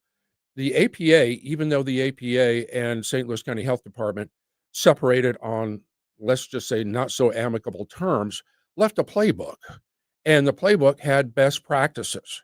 Now that, I don't think that's been cracked in terms of should we do here, because there was a whole area in terms of what to do during a parvo outbreak, and that was not followed at all. Wow. And it's you're just sitting there going, what are you thinking? And and it's one of those situations of where I deal with subject matter experts in my day job. When I'm a guardian ad litem, I talk with psychiatrists, I talk with substance abuse experts. I have no business, trying to diagnose anybody or saying how the best treatment would be for somebody. I rely on my subject matter experts. They have completely disregarded them. And so there are best practices in answer to your question. So, but going back to what you said, it sounds like, basically contracting or privatizing it, or at least contracting with the private entities. The APA is where we got Rosie. They do a great job, the one there in Brentwood. And so would that, first of all, welfare of the animals sounds like they did a much better job. But secondly, is that a significant cost savings to contract out to the private sector? Well, the nonprofit sector in this case. In point to your question, Mike, is the fact that the APA could run that for $5 million. Mm-hmm. They are asking for, I think, in excess of $30 million. Oh my gosh, that's half the budget shortfall for the county, almost. Yeah. Oh my gosh. Yeah. Okay. I did not realize it was that bad. Okay. Wow. Okay. Just took my breath away Now there. that's the Department of Health. Right. Okay. And that is more than just the animal shelter. Okay. So that's the entire Department of Health is asking for 30. Oh, okay. It looks like it may be more. Okay. And their standard line is, well, we can just get that from the NFL settlement fund. Right. And I'm like, that fund, it's got a finite amount. And it's one time. It's one time. Exactly. It is exactly. So you're sitting there going, do you people manage, can you balance a checkbook? Yeah. These are the people who would win the lottery and then end up broke a year later. Exactly. And I'm sitting there going, and we were talking about liberals and it just seems that deficit spending is in their blood. Right. Mm-hmm. And it's like, if you got X amount of dollars, let's spend 2X. So yeah. And that's a good point. And then of course the reaction, with Sam Page and others is like, well, let's just raise taxes. Right. Let's put a tax increase on the ballot. Let's just raise taxes. Right. To do that, as opposed to generating more economic activity. You talk about how hard it is for businesses to get started at the beginning of this. Well, that's obviously economic activity that's been denied by bureaucracy. So therefore the tax base was not expanded. And I don't think the purpose of business is to expand the tax base. It's just one of the side benefits. And it's that government first versus people first thinking. Well, and we go back to what we were talking about, Gabe, with the health, safety, and welfare of the people. Yeah. That is our primary function. Right. Health, safety, and welfare. Absent that, we shouldn't be involved. We're talking scope of government. Exactly. Right. What's the next step then with the animal shelter? Well, the next step is that this report is going to get reviewed by the full council, and then we're going to make recommendations. As Prop B did not pass. Mm-hmm. So Dr. Cunningham and none of the directors can have any retribution from us in terms of, if we think that they're managing poorly or anything like that. But, like Gabe and I talked about before, we have the power of the purse. Right. And we can cut their budget. We can say, why do you need this? Why do you need that? And, it's one of those situations where we're going to be like, we need to cut. And if you can't figure out where to cut, we're going to find it for you. That's the way to do it. All right. Mike Archer, County Councilman, St. Louis County. We got the news dump coming up here in just a minute. You want to hang out and feel free to toss in a few zingers when we're talking about the different news stories? Yeah, sure. During the break, we can pick his brain to see if he knows any rock-themed 80s songs. Today is, in fact, the last day to get your 80s Flashback Friday bump music in. Somehow, some way, the audience has demanded it be rock-themed, stone-themed, both in the musical sense and I guess the gravel on the ground. So I don't know. Go ahead and email me, Jerome, at NewsTalkSTL.com, as well as the time you listen so you can hear it.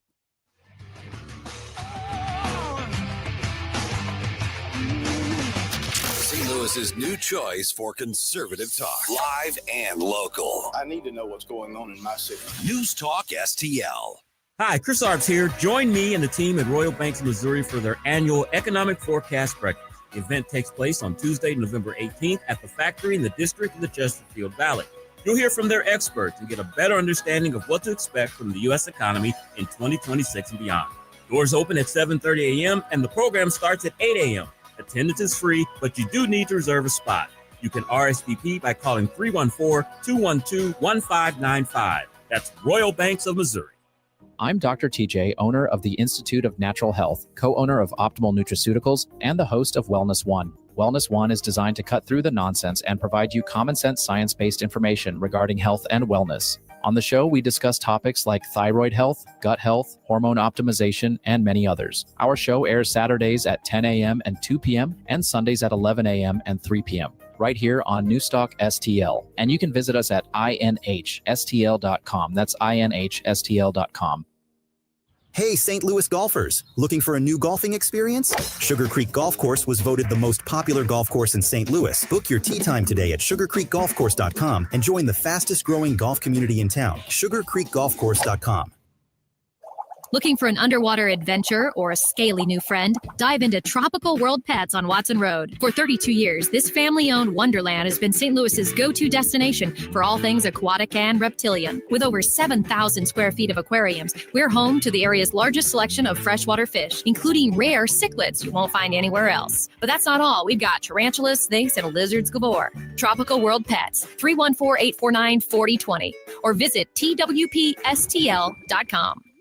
From home improvement to replacement, do-it-yourself electrical projects can be shocking. That's where Grasser Electric can help. They've been lighting up St. Louis for years. From ceiling fans and dimmer switches to repair or replacing your electric. No job is too big or too small for your home or business. Grasser Electric will even install emergency backup generators. So call Grasser Electric today before the sparks start to fly. 636-441-5200 or go to grasserelectric.com. This hour of Mike Ferguson in the Morning is brought to you by Stifel. Request a portfolio review from your Stifel financial advisor at stifel.com. That's STIFEL.com.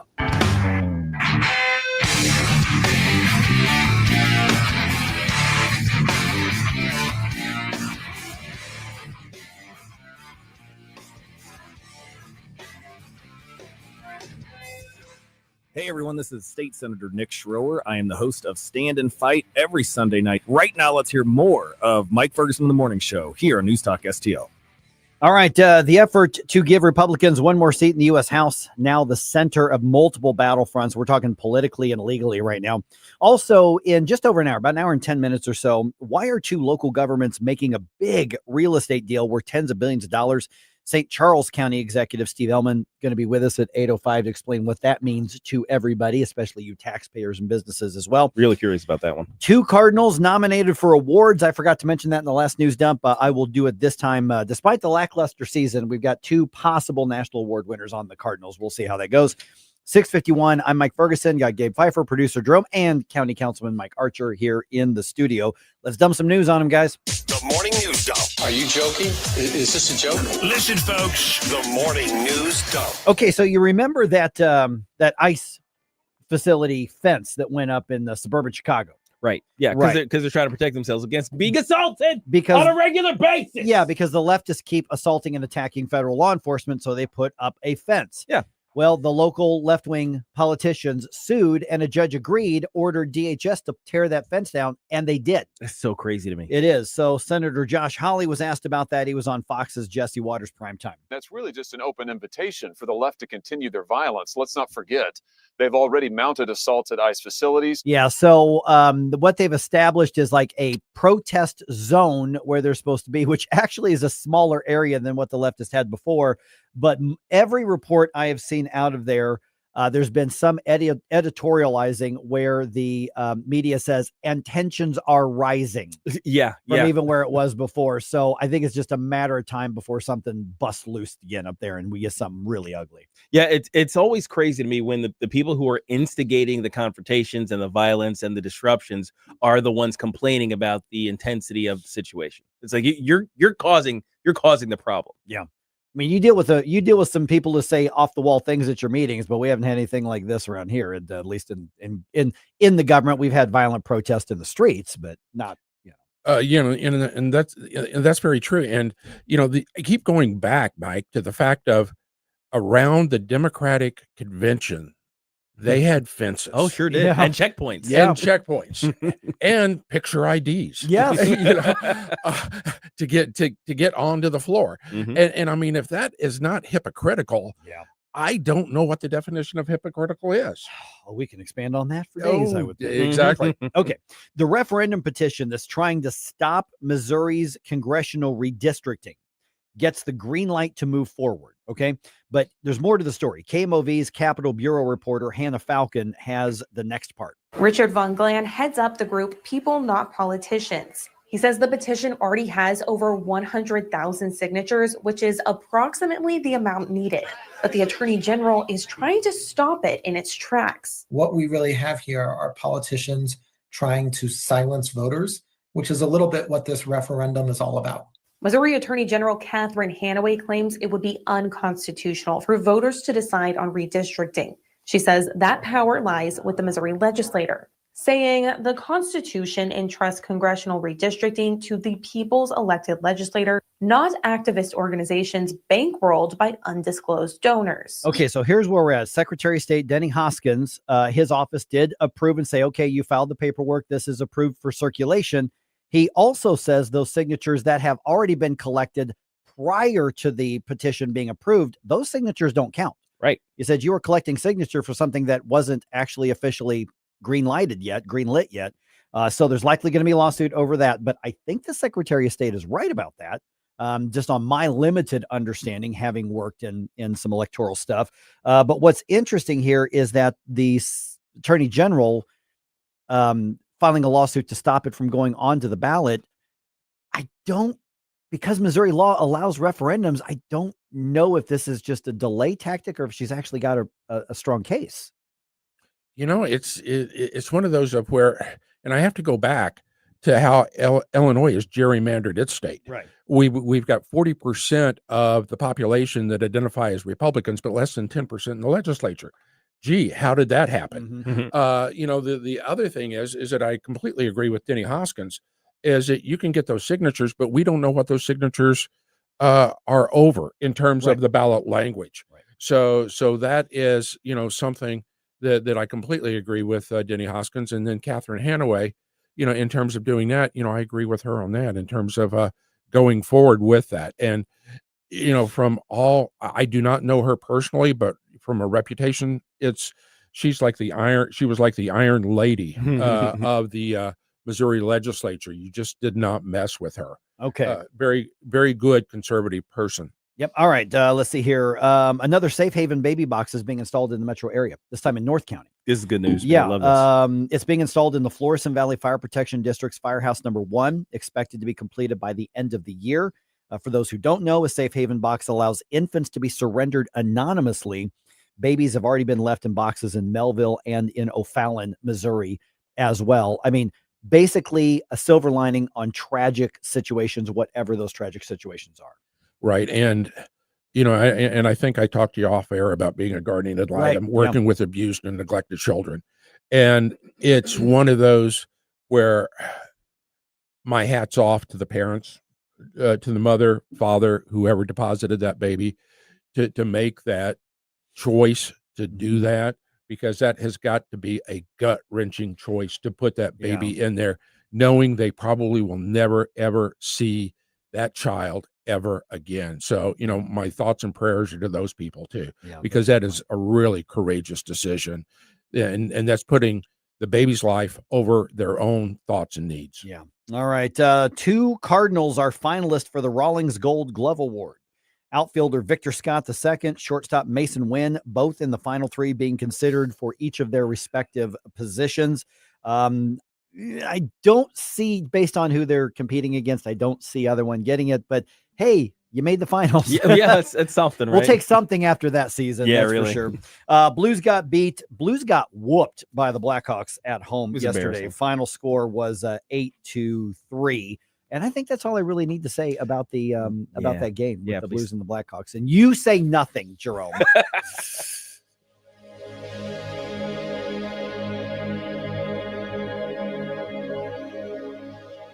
Tony Colombo here for Gutter Pros and Exteriors, your all-in-one service team that brings years of experience and quality that's affordable right to your doorstep. Christine and I discovered Gutter Pros and Exteriors when we bought our home and inherited a gutter problem.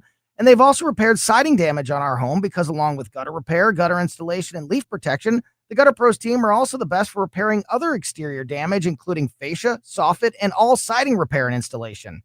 Learn about all the ways Gutter Pros and Exteriors can help your home or business right now at gutterpros.com. Jamie Ehlmann here for O'Fallon Family Floors. Experience the passion. Oh, yeah. You can go in and see the best variety, the best pricing, the best quality, the best personalized service right there off of Highway K in O'Fallon, or you can have the store come to you. Oh, yeah. Brian and his team take great pride in running a fantastic flooring outlet, and you can get their 5-star ratings right there on Google. Just check it out. It's O'Fallon Family Floors, O'FallonFamilyFloors.com. Hi, I'm Jen Wallner. And I'm Rodney Wallner with the Wallner Home Selling Team at Berkshire Hathaway. Hey, Rodney, how do you sell your home for top dollar? That's easy. Call the Wallner Home Selling Team at 314-810-SOLD. What if I want a flexible commission rate? Call the Wallner Home Selling Team at 314-810-SOLD. When's the best time to sell your home? Right now. Call the Wallner Home Selling Team at 314-810-SOLD. For all your real estate needs, call the Wallner Home Selling Team at 314-810-SOLD. That's 314-810-SOLD.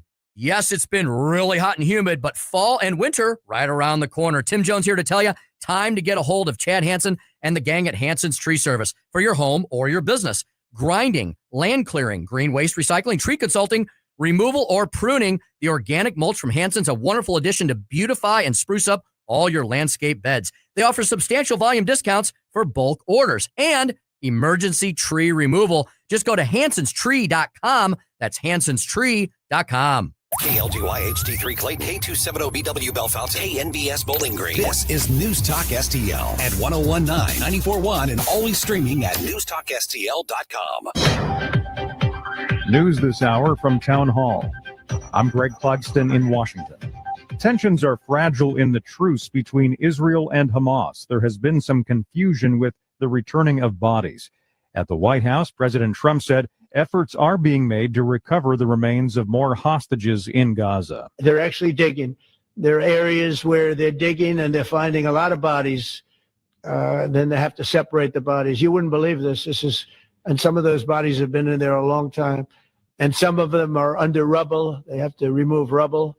With the ceasefire holding on, the president says he's now focused on ending Russia's war on Ukraine. He's considering providing Kiev with long-range Tomahawk missiles if Russia doesn't agree to end the war soon. A typhoon has caused major damage to remote coastal villages in Alaska, and now airlifts are underway to rescue hundreds of people there. The Supreme Court this week heard arguments related to limiting race-based districts under a section of the Voting Rights Act. Lawyer Edward Grime, representing white voters in Louisiana, who sued over the map with 2 majority black districts. The very first thing the plaintiff shows is here's the community that was cracked or packed.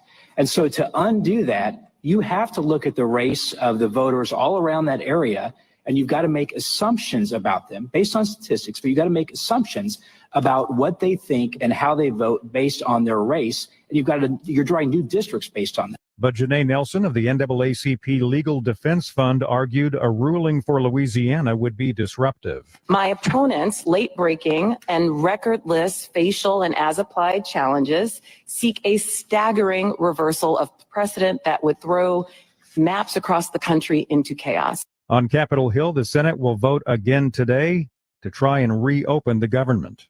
More on these stories at townhall.com. So my mother is thinking of switching from Verizon to Pure Talk, but she's worried the deal sounds too good to be true.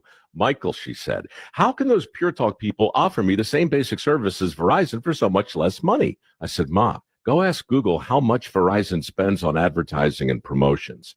A few seconds later, my mother said, oh my goodness, $12 billion a year? That must be a typo. I'll tell you what I told my mom.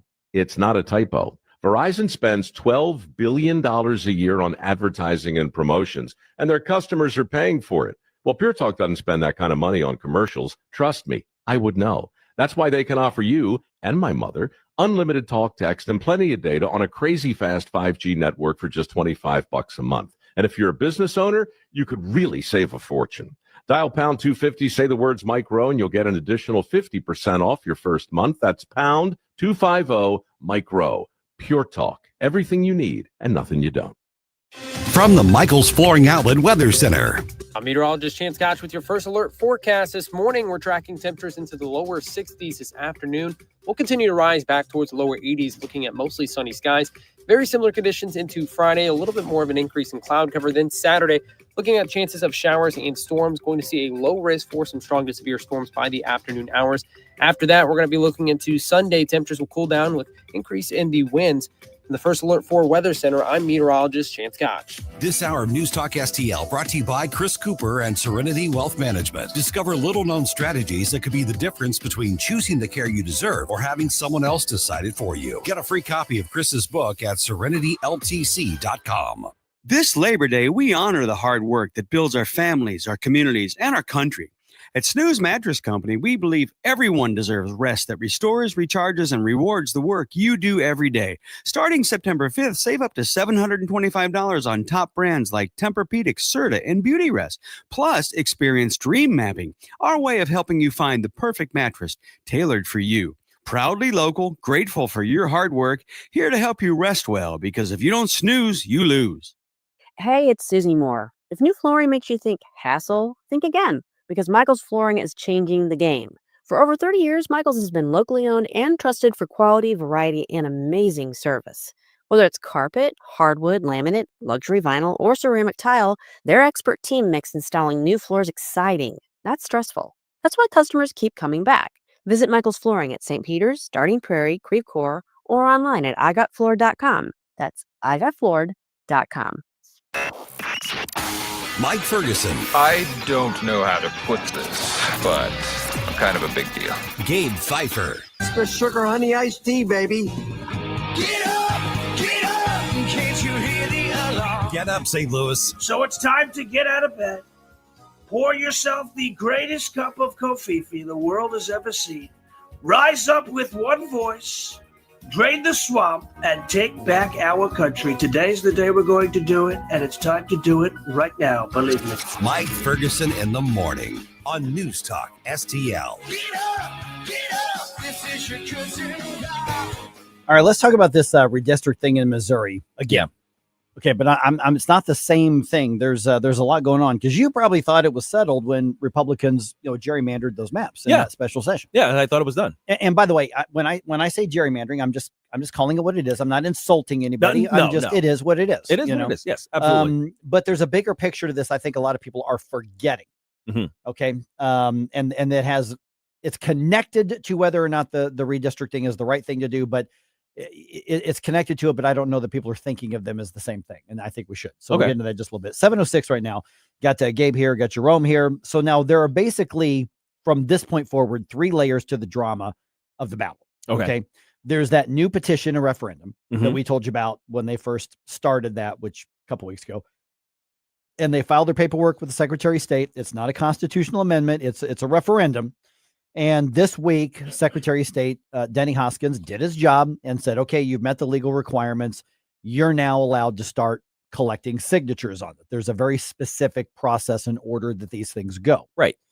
Well, the activist group, which is a leftist group, they call themselves People Over Politicians. Sure. It's the same group of people that are involved with groups like Jobs with Justice and just very far left, union driven, social justice warriory, very fringe left. It's the same people. Right. So it's just a different filing, but they're doing it legally in accordance with the law. So different set of hats on the blue hair. Right. Exactly. So here's what's happening is that they say we've already got about 100,000 petitions or signatures. We're ready to go. Secretary of State Denny Hoskins says those don't count. Yeah.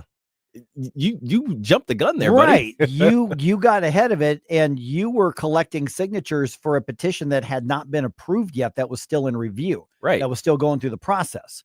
And so there's likely going to be a legal battle over that. But I think the secretary is correct. Oh yeah, absolutely. I think so too. I think when it comes to the verification process, then they're going to have to look back. It's like, okay, well, we're looking at the dates on these signatures, and they predate the official filing of this petition. Right. Well, and you may say, well, what's the big deal? The voters still signed it, because you need like 100,000 signatures spread out over at least 6 of the 8 current districts. Right. So you need a lot. It took a lot to get those. Sure, yeah. But here's the thing. Until the language is approved, you're just signing a petition. It's not connected to anything that's actually legal. Right.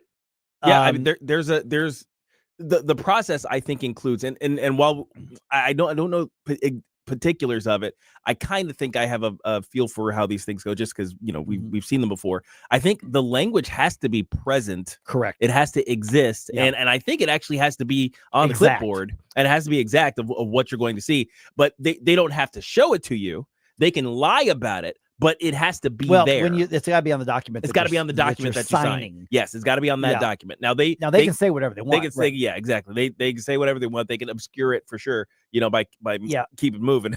So I've seen them do it. If there's one letter or comma or punctuation or sentence that's different, then that's a different thing. Now, even if it was approved as written, the fact of the matter is that you were signing a petition for something that wasn't in existence yet. Right. It's like you're in talks to agree on a race, and you start running before the agreement is dry. Right. You know, Exactly. Like, hey, there was no starting gun. You don't get to do that. Yeah. So we're going to see how that goes. That's one layer to all this. Okay. So if the Secretary of State's decision and invalidation of 100,000 or so signatures holds up to legal scrutiny, and I think that it will, they have to start all over, which means that they're probably not going to do it. They've got a smaller time frame on this. Yeah.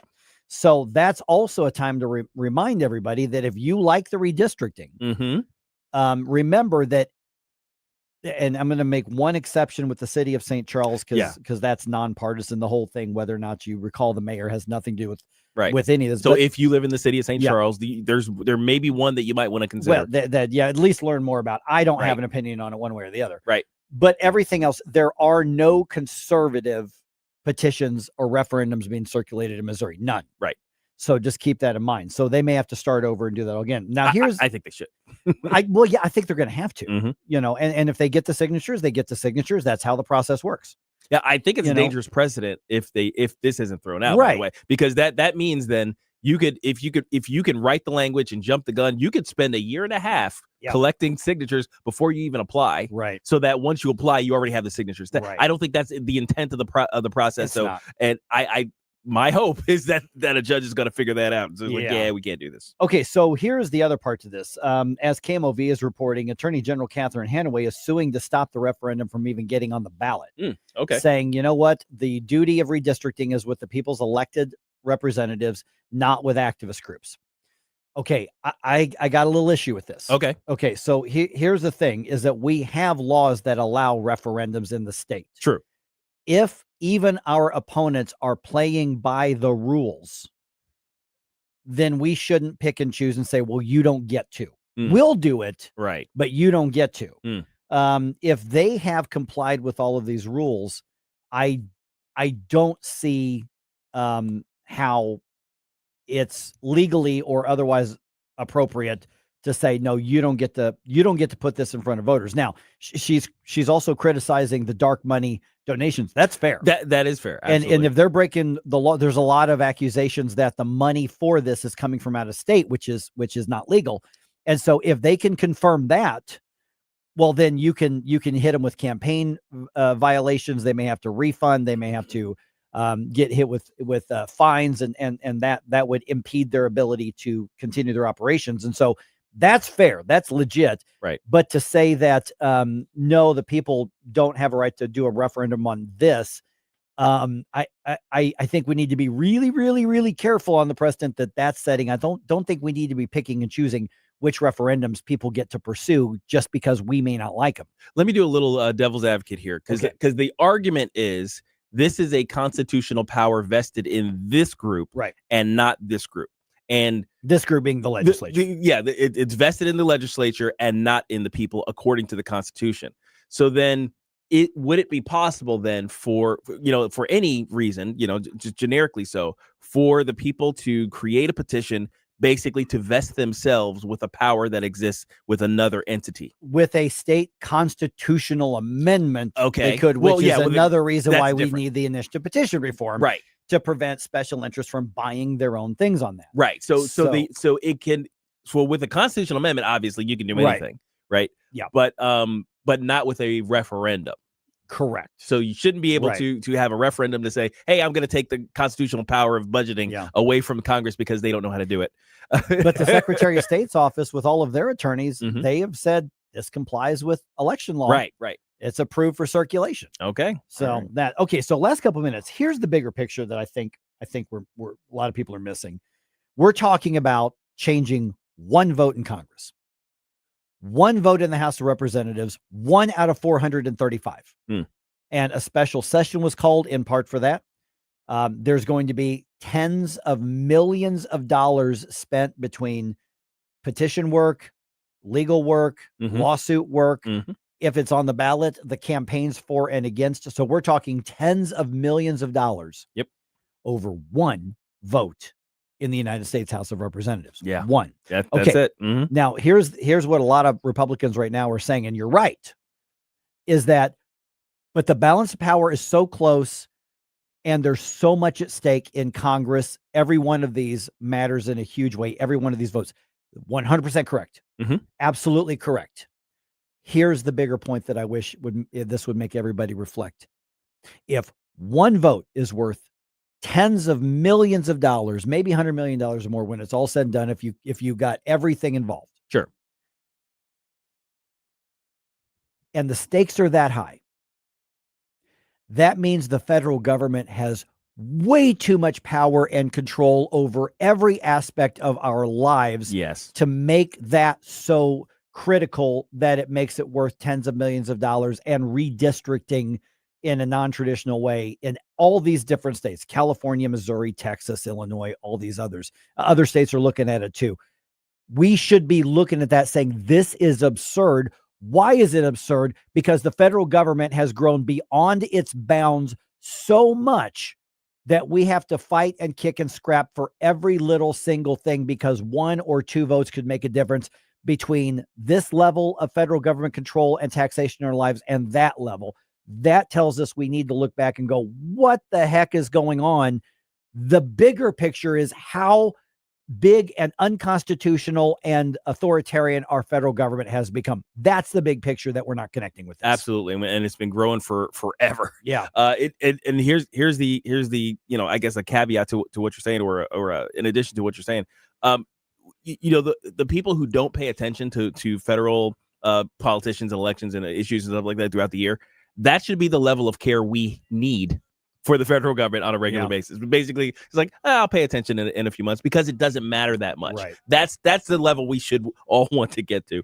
But it's hard enough for small businesses to survive in the best of conditions, and now they might have to start cracking down on everyone because some people want to steal. Yep. Yeah, it's all about that issue right there. We'll explain at 7:20.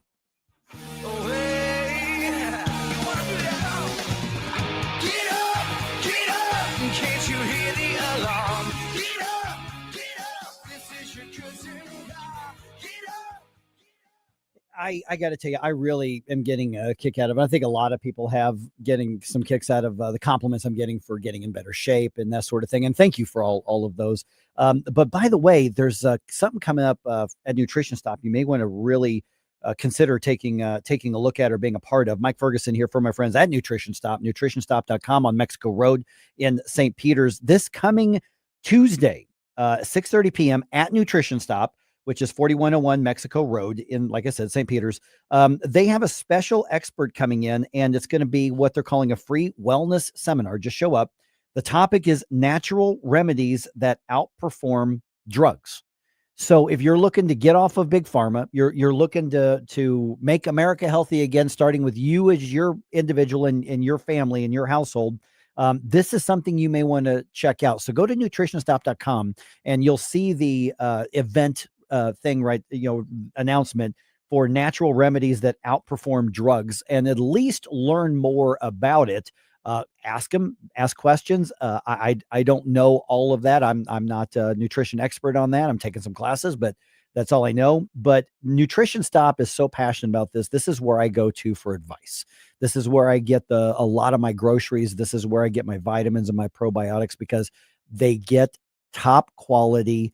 They're very careful about what they allow onto their shelves. They make sure it's natural. They make sure it's healthy. They make sure that it is good for your body. So you want to have a natural health journey, as we should all do. Check out Nutrition Stop, nutritionstop.com. Tell them you heard Mike talking about them on the radio. News Talk STL. When it comes to spending your tax dollars and teaching your kids, governments and school districts should be an open book. But in Missouri, that's not always the case. Recently, the Show Me Institute sent out a sunshine law request to school districts across the state, asking for information on whether certain topics are being taught. Specifically, a controversial one called critical race theory was included in the list. Many districts didn't respond. Some wanted to charge large fees to process the documents. Lee's Summit outside Kansas City wanted over $35,000.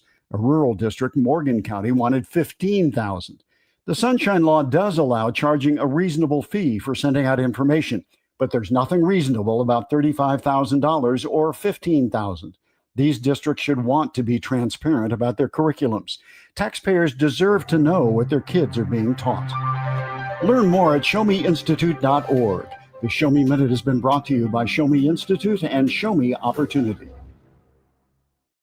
Yo, this is Vic. Vic for Vets is proudly honoring our veterans. Every Wednesday at 11:05, you'll hear about that day's honoree and their incredible service to our country. Hi, it's Ken. You want to nominate a veteran? Send their name, service information, and story to me, Ken, at NewsTalkSTL.com. Brought to you by Heroes Care, Alamo Military Collectibles, and Monocle's Pizza. Together, let's celebrate the heroes in our community. Vic for Vets, where honor meets gratitude. This is 101.9 and 94.1. Millennial Trump supporter. I listen to it like every day. Like, seriously, you get it. News Talk STL.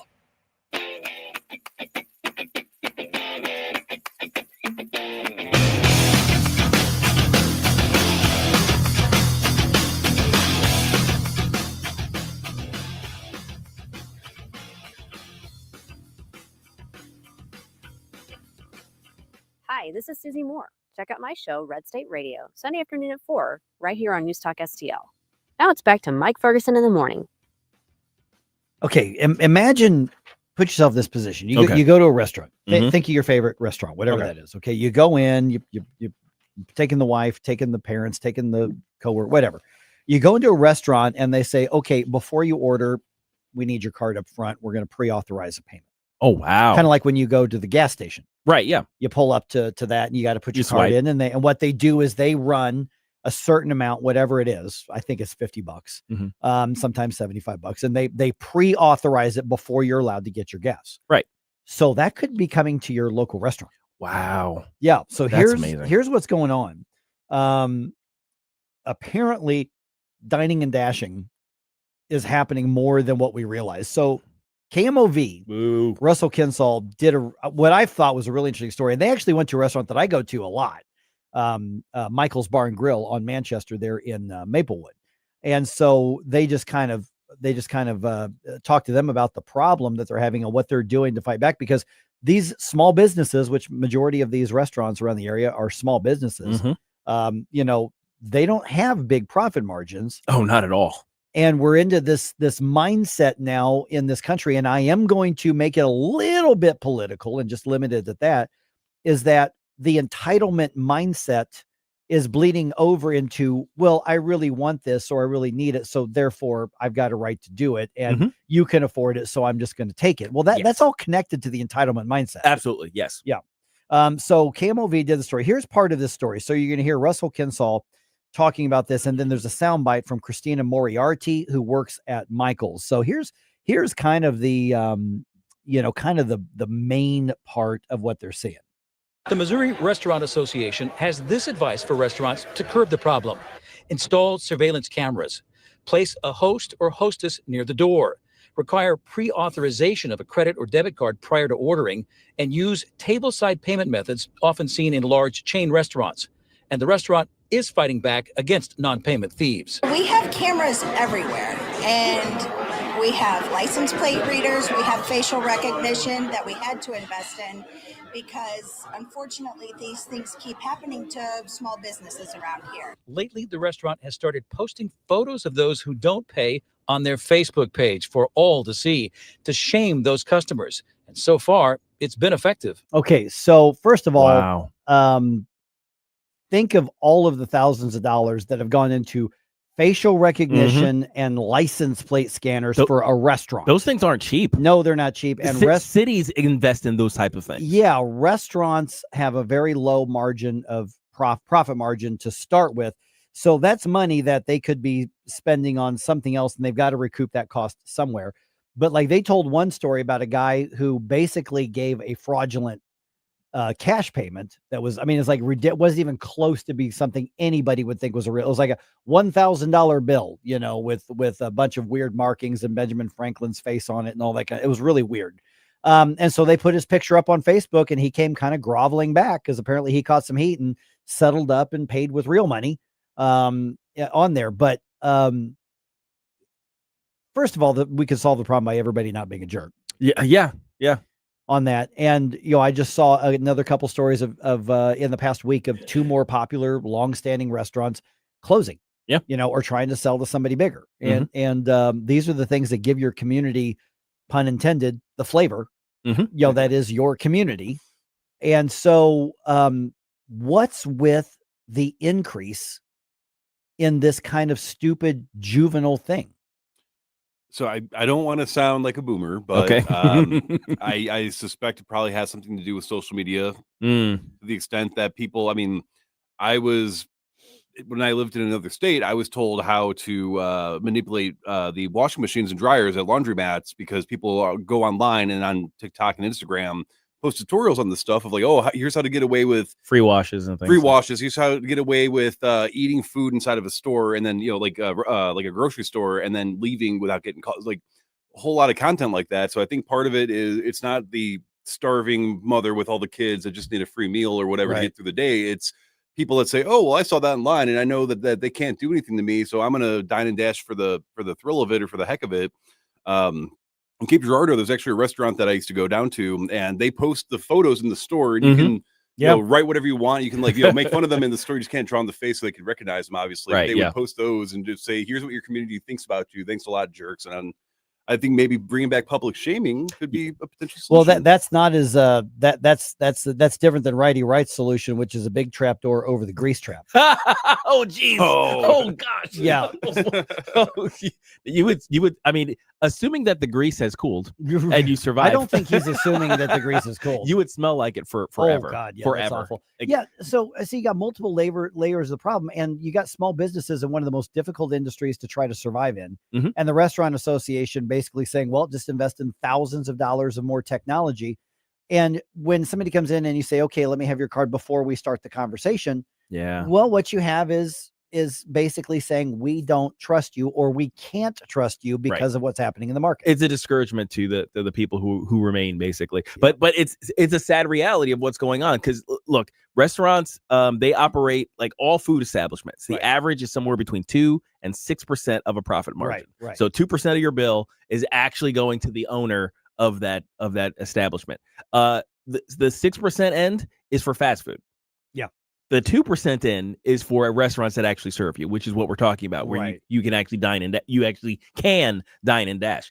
And so imagine how many thousands of dollars they've had to have lost from dining and dashing for them to think the only way for me to remedy this is to invest tens of thousands of dollars in security cameras with advanced technologies and you know, and a process by which to do all these things. And then there's also the issue, like at some of the places that I've worked, if they fell below a certain, you know, margin, then they had to start cutting hours of the employees because they have to they have to stay in business somehow. Yeah. So now you have less employees, which means the workload for everybody that is on shift that day is higher. That means that the service quality is probably gonna be lower, which means paying customers are probably not going to want to come back. Or they're the sufferers. Or the good workers are going to get fatigued, and sometimes they quit. And so it's like a snowball effect. And to add to that, every time you walk out on somebody, remember, these servers and bartenders, they're working for tips. Yeah. That's their income. So you're usually calculated against the bill. Tips are not required. So you're not technically stealing from them, but you kind of are, but Yes. you're stealing obviously the food from the restaurant or the drinks from the restaurant without a doubt.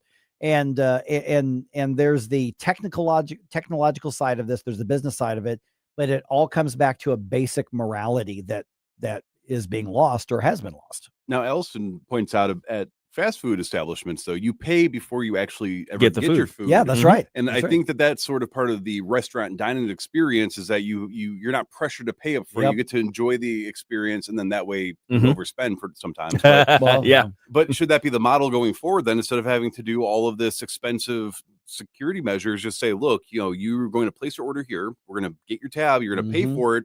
And then we're going to serve you, and you can have the rest of your evening. You can add on to the bill, because if you dine and dash on some extra sides and stuff, some of those are just marked up more for the sake of generating more Yeah. income They're add-on sales, versus the main entrees, or there's not a whole lot of a markup on the entrees and the main course. So Right.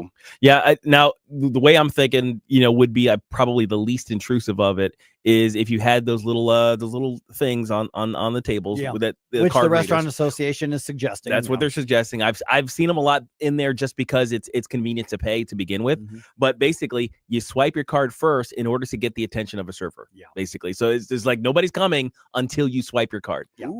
So And that then way you don't have to have that initial uncomfortable conversation. Like, okay, well, before you get going, I gotta take your card and I gotta do. Yeah, because I mean, at this some is point, how though, you they call may, a server. they may basically. not have a choice. Yeah. And like you said, that's not what that's not what we like here in America as far as the environment. You go in, you'll get food that you normally wouldn't cook yourself, or you don't want to cook yourself. You want to be served by somebody else, and then you reward them for that. Yeah. It's a social thing. It's all that, but then it starts off with, sorry, I don't trust you. Let me access your bank account before. It sours the mood. But I don't fault the restaurants for thinking that And way. you can't. And you 'Cause, can't. I mean, it doesn't take that many dine and dashers to ruin your profit margin for the day.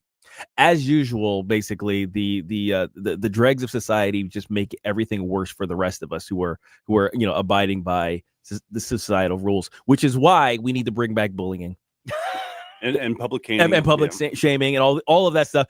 If you see a dine and dasher, I'm just saying they're costing you money. Yep. Do with that information what you will. Now, some of you may have noticed that we read out the comments of people. We're mentioning these random names and what they're saying. Well, that's because we have social media. So you can stream us, you can watch us, put it on your TV, or if you've got opinions, but you're maybe a little phone shy, you can leave a comment to tell us how great we're doing, or maybe Or how some bad things we're we doing. could I was going to say maybe some things we should improve on, but yes, if we're doing it terribly and you completely disagree, we believe in free speech. So feel free to drop us a like, drop us a comment, share us with some people, and you can join in the conversation.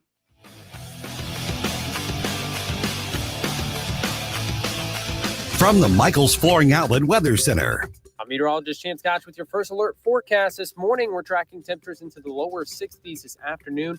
We'll continue to rise back towards the lower 80s, looking at mostly sunny skies. Very similar conditions into Friday, a little bit more of an increase in cloud cover. Then Saturday, looking at chances of showers and storms, going to see a low risk for some strong to severe storms by the afternoon hours. After that, we're going to be looking into Sunday. Temperatures will cool down with increase in the winds. In the first alert for Weather Center, I'm meteorologist Chance Scott. John Beal knows that right after a hailstorm, new roofing companies start popping up everywhere. But the Small Business Administration reports 96% of them go out of business within the first 5 years. So how good is that warranty? John Beal started in the roofing business, helping his granddad and his dad. Always offering the best roof, best price, best guarantee. John Beal Roofing, not some fly-by-the-night operation. Call my friend John, 1-800-NEW-ROOF, 1-800-NEW-ROOF. Larry Connor's commentary, brought to you by Vincent's Jewelers, offering a wide selection of jewelry, including lab-grown diamonds, affordable earrings, bracelets, necklaces, and rings, up to 75% off their natural counterparts. Visit VincentsJewelers.com. This is Larry Connor's commentary on News Talk STL. I really do not want to battle with the Secretary of War. Last month, Pete Hegseth said the press does not run the Pentagon.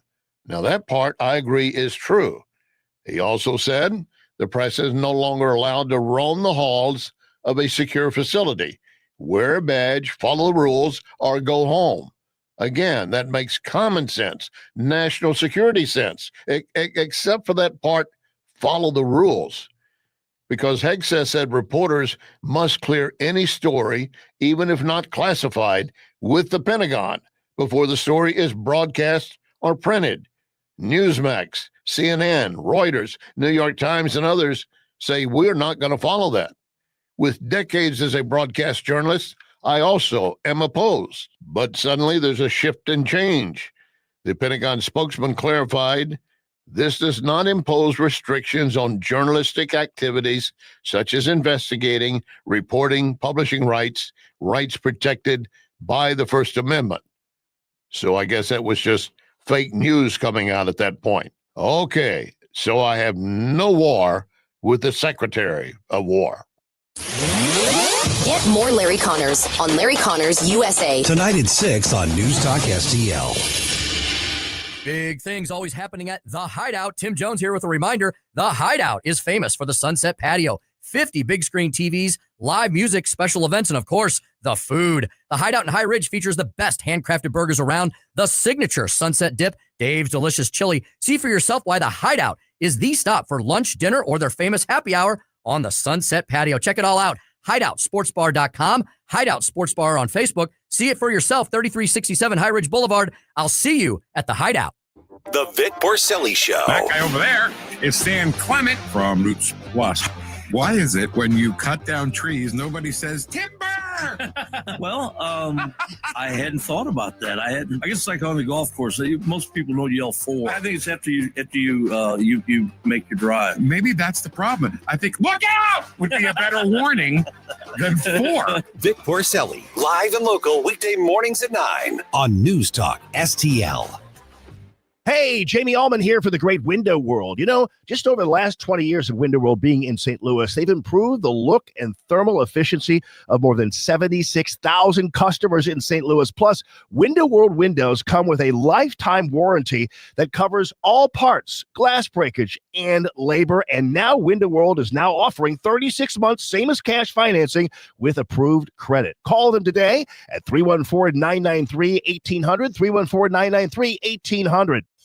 All the information I need on the drive to work. Like Ferguson in the morning. We keep it on throughout the day, whether it's local, national, or something big that's happening overseas. News, analysis, and opinion. St. Louis is #1 for conservative talk. News Talk STL.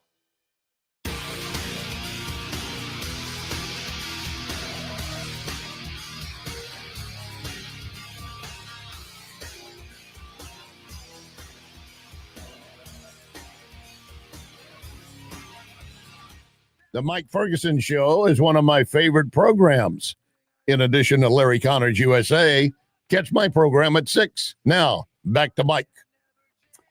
Okay, I saw this story break last couple days, and that is NBC News is laying off about 150 news personnel, as in people who are supposed to do the journalism and ending. Yes. In there. Now, keep in mind, you may think, well, a big national broadcast company like that, 150 is not much. No. We're talking about their news operations in New York. So I suspect they probably have hundreds of employees, and this is probably a big chunk of it. Now, part of this is because they are spinning off MSNBC and selling that, and they're splitting with MSNBC, which is why MSNBC is going to be changing its name. And so they're going to be two separate products, but that's a process that's going to take a couple more months, I think, to finish. So a lot of the focus has been on, oh my gosh, look at this. All these journalists are being let go, or people who are journalism adjacent are being let go. And of course, the union that represents them is mad, saying, well, you're not firing any upper level executives and you're firing all these people. But that's the reality is that when mergers and when splits happen, things change and you don't need everybody. So there's just a cold, hard business part of this. Sure. Yeah. But then there's the other part that you point out.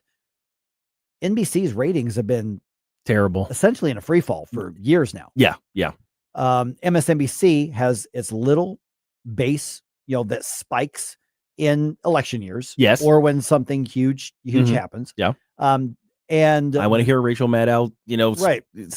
Give those righties, what they deserve. Trump wins an election. People I got to see what Rachel Maddow is going to say. Basically, about they this. jump in. So their ratings go up because there's a lot of people that can't stand them. Like, oh, I'm going to enjoy this. And there are people on the right pulling sound bites. Yeah. But I mean, other than that, though, trust in the media overall, let alone left-wing, far left-wing media, is down a lot. And NBC used to be one of those standards mainstream media when alternative media was becoming a thing in the digital age. and the cable age, you would compare what they were doing to ABC, NBC, CBS, USA Today, and then eventually CNN became part of that. And then you would compare that to the mainstream media to what we would now call fact check. Well, now nobody really believes what's coming out of any of those. Even those on the left don't have as much trust that they're actually getting accurate information. So most people are recognizing that media is coming at this from an activist perspective. So let's see what happens with News Nation. They're saying the right things. They're bringing in commentators who are balanced on right and left. They've got the formula to bring back actual balanced coverage. Whether or not they actually do it remains to be seen. I don't know. I don't know if the marketplace will let them. It's funny because, Gabe, people say, I don't trust the media. They're biased. Yeah. But people want echo chambers. Yeah, they want biased news. Yeah. And they're like, how dare you give me biased news? I'm not watching that. They don't say what I want to say. It's really funny for, to when you ask people what they're actually looking for in news and then evaluate what they actually consume in terms of news, because the two are kind of juxtaposed. But that's because our language is terrible for describing what we actually do. And I think our understanding, I think media literacy is down a lot. Also, totally. Along with, the lack of balanced coverage. I think the illusion of balanced coverage fell a while ago. Oh yeah. I mean, there was a presumption. All the boomers were like, yeah, well, Walter Cronkite is giving it to me straight. And then that idea fell.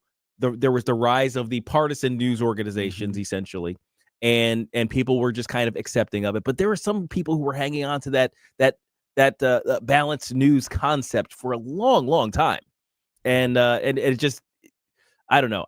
People I don't think really understand what the real ecosystem of media, what it really means to their lives. Now, Scooter raises a good point too, is that social media has enabled pretty much anybody to be a so-called journalist. Yes, I mean, true. Yes. And I would actually agree with that as well. Yeah. Some of my favorite people that actually try to be non-biased, try to be more objective in the reporting that I watch are mostly on YouTube and Rumble. Well, and that's who a lot of these mainstream media, that's what they're it used to be. NBC was competing against CBS and ABC. It was, Peter Jennings versus Tom Brokaw, and that, or versus Bernie Shaw, or whatever.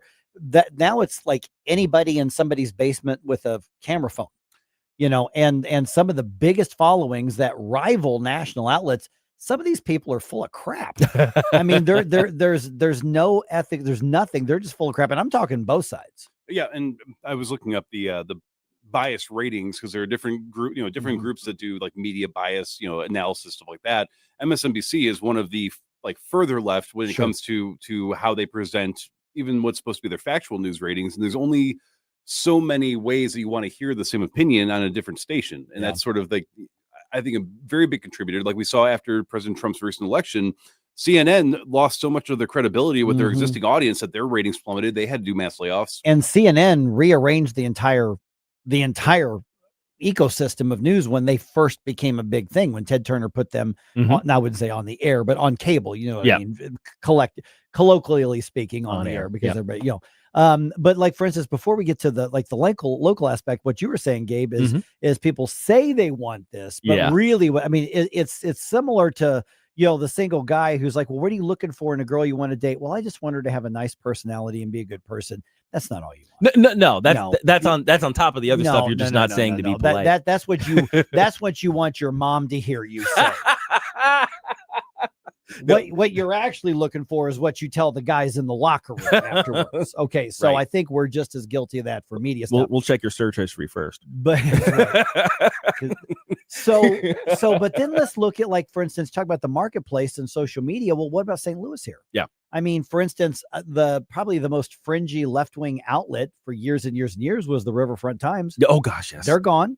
That's true. They're gone. That's true. They don't exist anymore. Their circulation had gone down so far that they couldn't sustain themselves. Now, to be fair, they were print media, and print media has been dying its slow death because of digital. Right. And they didn't adapt digitally. They had a big following on social media and stuff, but they couldn't. They became dinosaur media, just left-wing dinosaur media. So they couldn't leverage it. Think of a dinosaur with a Shea t-shirt on. Dinosaur with a blue haircut. Right, exactly. So that's what they became. But you look around the area here, And you go, okay, well, then how do you assess? So people probably say, okay, well, if I want, conservative, I go to, NewsTalkSTL or I go to, what social media accounts you go out there. If I'm going to get the leftist stuff, we compare, channel 5 and channel 4 and channel 2. And, where are they in different things? Channel 5 is just not even pretending to be, maybe they're pretending, but they're not even trying to be objective. Channel 5 to me is a joke. It's not even journalism. Yeah. I think there's plenty of people on channel 4 and some people on channel 2 that do a pretty decent job. Yeah.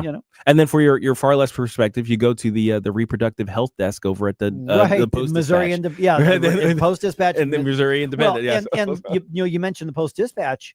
They're now only printing 6 days a week. They've gone from 7 to 6. Right. They've outsourced the actual physical printing. It's getting driven in on a 18-wheeler every day from Columbia or somewhere in mid-Missouri.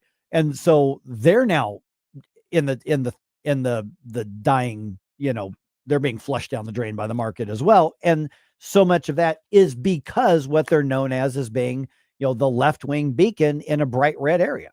Now, all of this is contributed to by the social media algorithm, right? Sure. So even if they have, all of these things, all of these entities have a social media presence, because you kind of have to, and they all are they all basically advertise their existing other things. They're using the social media platforms like Twitter and Facebook to advertise their actual publications, and that stuff is being curated by every individual's algorithm. Yep. And on top of that, and this is kind of the bigger deal, is AI has added to the complications of what's going on there. Yes. Like in a big way. And matter of fact, you don't know how big. This shocked me. I want to tell you about this right around 7:50. Did you see this game? I'm looking at it right now, and I am not surprised. No, it's the whole world. It's going to change. It has changed. How are we going to navigate it? We'll tell you what's going on right around 7:49.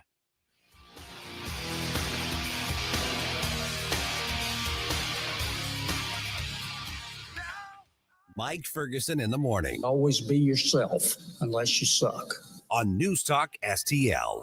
I can never change anything I've Columbo here for my friends at Bluff City Outdoors in Alton. The knowledgeable staff at Bluff City has served the St. Louis outdoor community for decades, and they can take care of all your bow hunting needs, all your trapping needs, all your fishing needs, and more. Plus, while you're there, you can schedule a trip with a local fishing guide and shoot in their archery range. Bluff City Outdoors is open 7 days a week, 1 mile east of Fast Eddie's at 2813 East Broadway in Alton. Follow them on Facebook and at bluffcityoutdoors.com. Looking for treasures from the past? Discover Mimi's Antiques Attic, your locally owned and family-operated treasure hunt destination. Explore 16,000 square feet of antiques, crafts, collectibles, and designer items across 225 unique rental spaces. Open Monday through Saturday, 9 to 7, and Sundays, 10 to 6 at 1000 Warrenton Shops in Warrenton. Mimi's Antiques Attic, where every visit uncovers new treasures. Why are you going to work? It's Sunday. It's a brand new show on NewsTalkSTL. JC's Sunday Showgram. I'll tell you what it was like backstage at the filming of the Chuck Berry movie, Hail, Hail, Rock and Roll, back in '86. And how come all these guys on radio and TV that call themselves Cardinal Insiders didn't have the real Mike Schultz story until this week? Oh, brought to you by the Weber Automotive Group. Sunday morning, 7 to 9. Then podcast each Monday on NewsTalkSTL.com. Why leave your company's story to chance? In today's digital world, video content isn't just an option. It's essential for your success. At Blue Ocean Media Group, we've spent decades crafting compelling visual stories for businesses just like yours. From concept to completion, our award-winning team transforms your vision into powerful video content that connects with your audience and drives results. Don't trust your brand to amateurs. Partner with Blue Ocean Media Group. Visit blueoceanmediagroup.com today, and let's bring your story to life.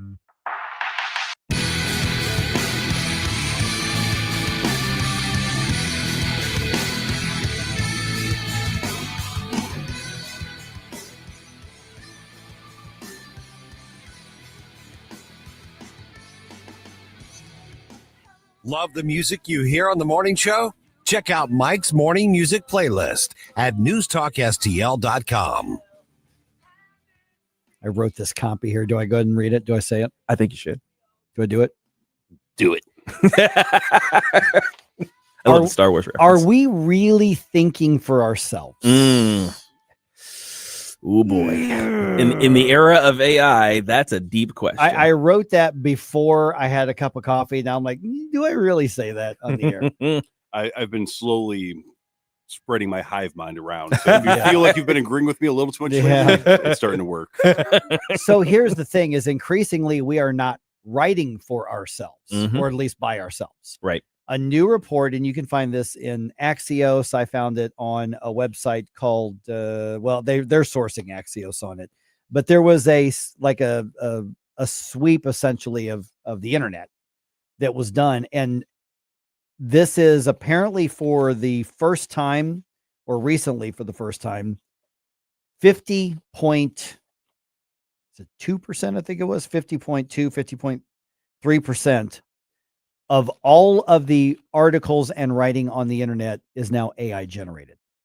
I am not surprised. Over half of what is generated or printed on the internet is now AI. I mean, that fits in with the whole dead internet theory. So I'm really not all that surprised. Which that it's not alive. Yeah. Well, for those that don't know, it means that most of the people you interact with that you think are real are probably just bots. Right. And here's the thing: is now does that mean that nobody had oversight? No, there are articles where AI generates it, and then you have an editor. Somebody's supposed to edit and look through it. They scrub it. They rewrite portions, things like that. To fix a few things on it. But half of what you're saying. So you look up that source. You want to hear about that political thing or about what happened in that ball game, or you want to look at the review of something. The chances are that it was not written by a human being. It was just generated from the AI sources. Right. And so now, but that's what we go rely on. And you mentioned earlier how people have lost grip of the English language and aren't writing well. They're terrible. Yeah, because we're not teaching that. So the funny part is, if something is well written and constructed well grammatically, it's probably AI. So there You're not are wrong. actual punctuation marks that are considered identifying factors of AI now because of how little we use them. Right.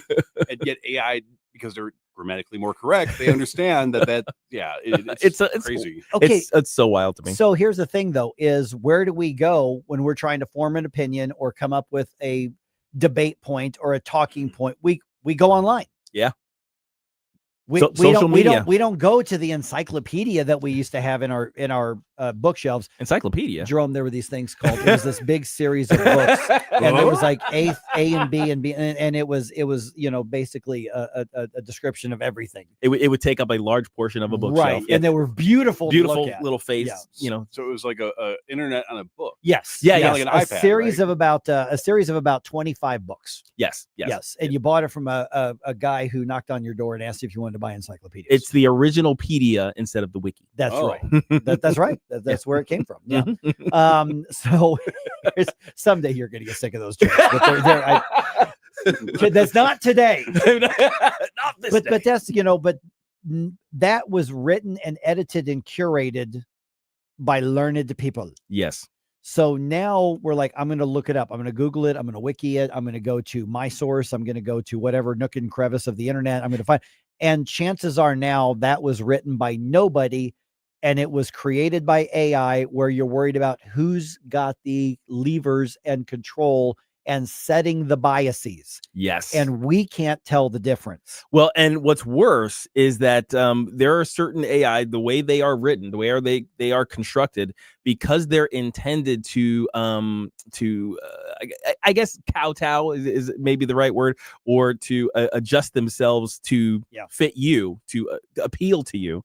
They're going to give you what it thinks you're looking for, even if it's not real. Right. Now, for instance, a lot of these, I want to make sure I'm setting this, like you go to basically any local media outlet, and what you're going to see at the bottom, sometimes this report was generated by AI and edited with input from actual journalists. Right. So that's, and you'd be crazy not to use AI. Oh to gosh, write yes. stuff. Yeah. So I'm not even faulting the use of AI. I have used AI to help write things. Yeah.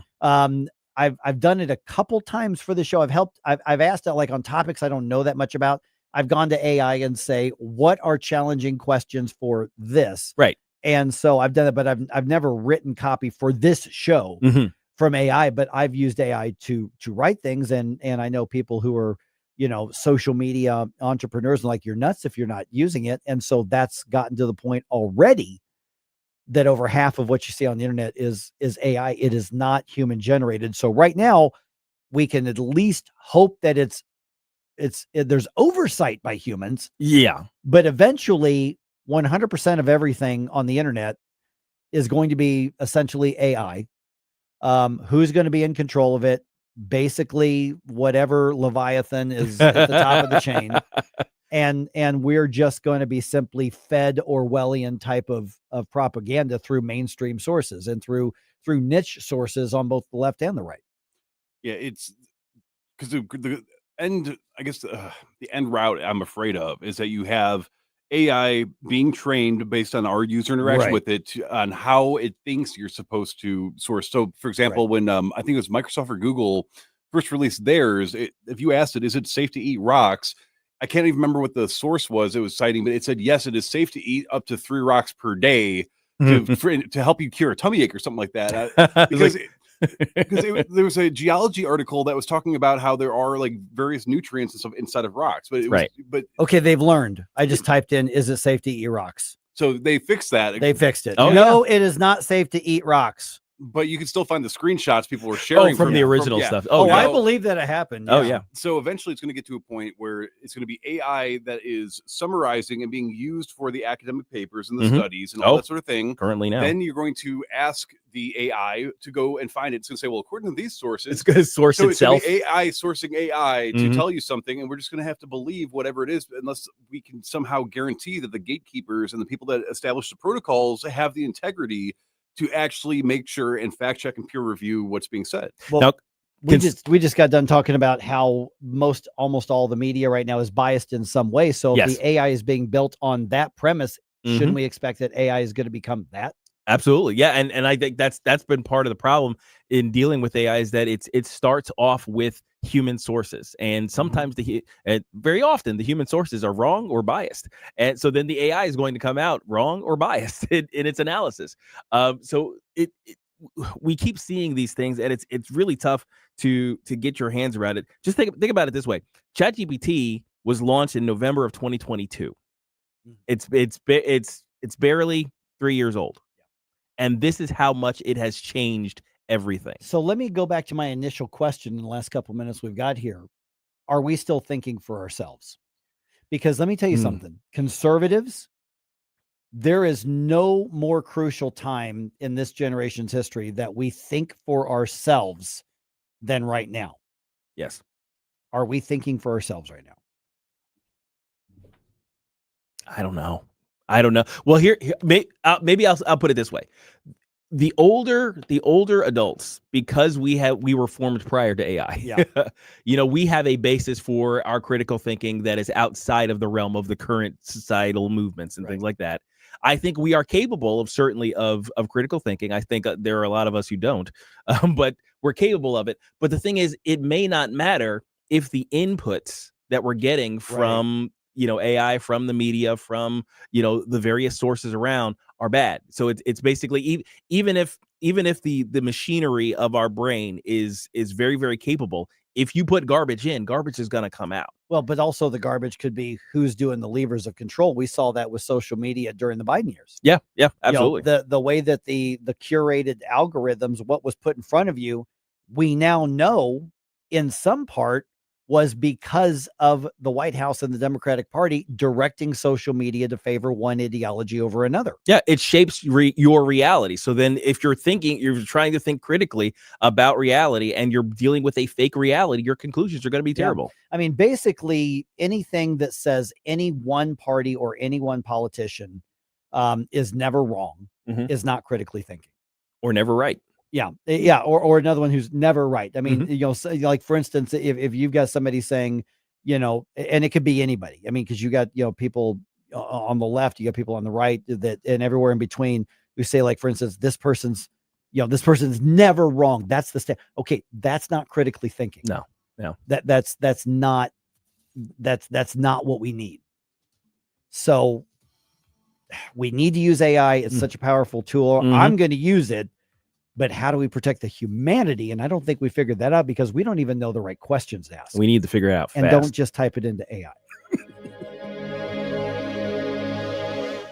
Hi, Chris Arps here. Join me and the team at Royal Banks of Missouri for their annual Economic Forecast Breakfast. The event takes place on Tuesday, November 18th at the factory in the district of the Chesterfield Valley. You'll hear from their experts and get a better understanding of what to expect from the U.S. economy in 2026 and beyond. Doors open at 7:30 a.m. and the program starts at 8 a.m. Attendance is free, but you do need to reserve a spot. You can RSVP by calling 314-212-1595. That's Royal Banks of Missouri. You want the best place to watch baseball or any sport and be able to enjoy premium cigars and whiskeys? Lit Cigar Lounge. Lit has so many events each month. You need to constantly check the Lit Cigar Lounge Facebook. You don't want to miss anything. Plus, you can order food from Napoli Brothers Pizza and Pasta, delivered within minutes right to your table. By the way, we're in the season for great patio dining. Napoli Brothers Pizza and Pasta has your table waiting. Fall rebates are here at Johnson Heating and Cooling. Save up to $600 off your new heating and cooling system. Plus, get a free humidifier when you purchase a complete system. And here's the best part. We're offering up to 0% financing for 60 months. That means you can stay comfortable all winter without breaking the bank. Don't forget our $99 furnace checkup. These incredible offers expire November 30th. Call 636-332-4141 or visit johnson-heatingandcooling.com.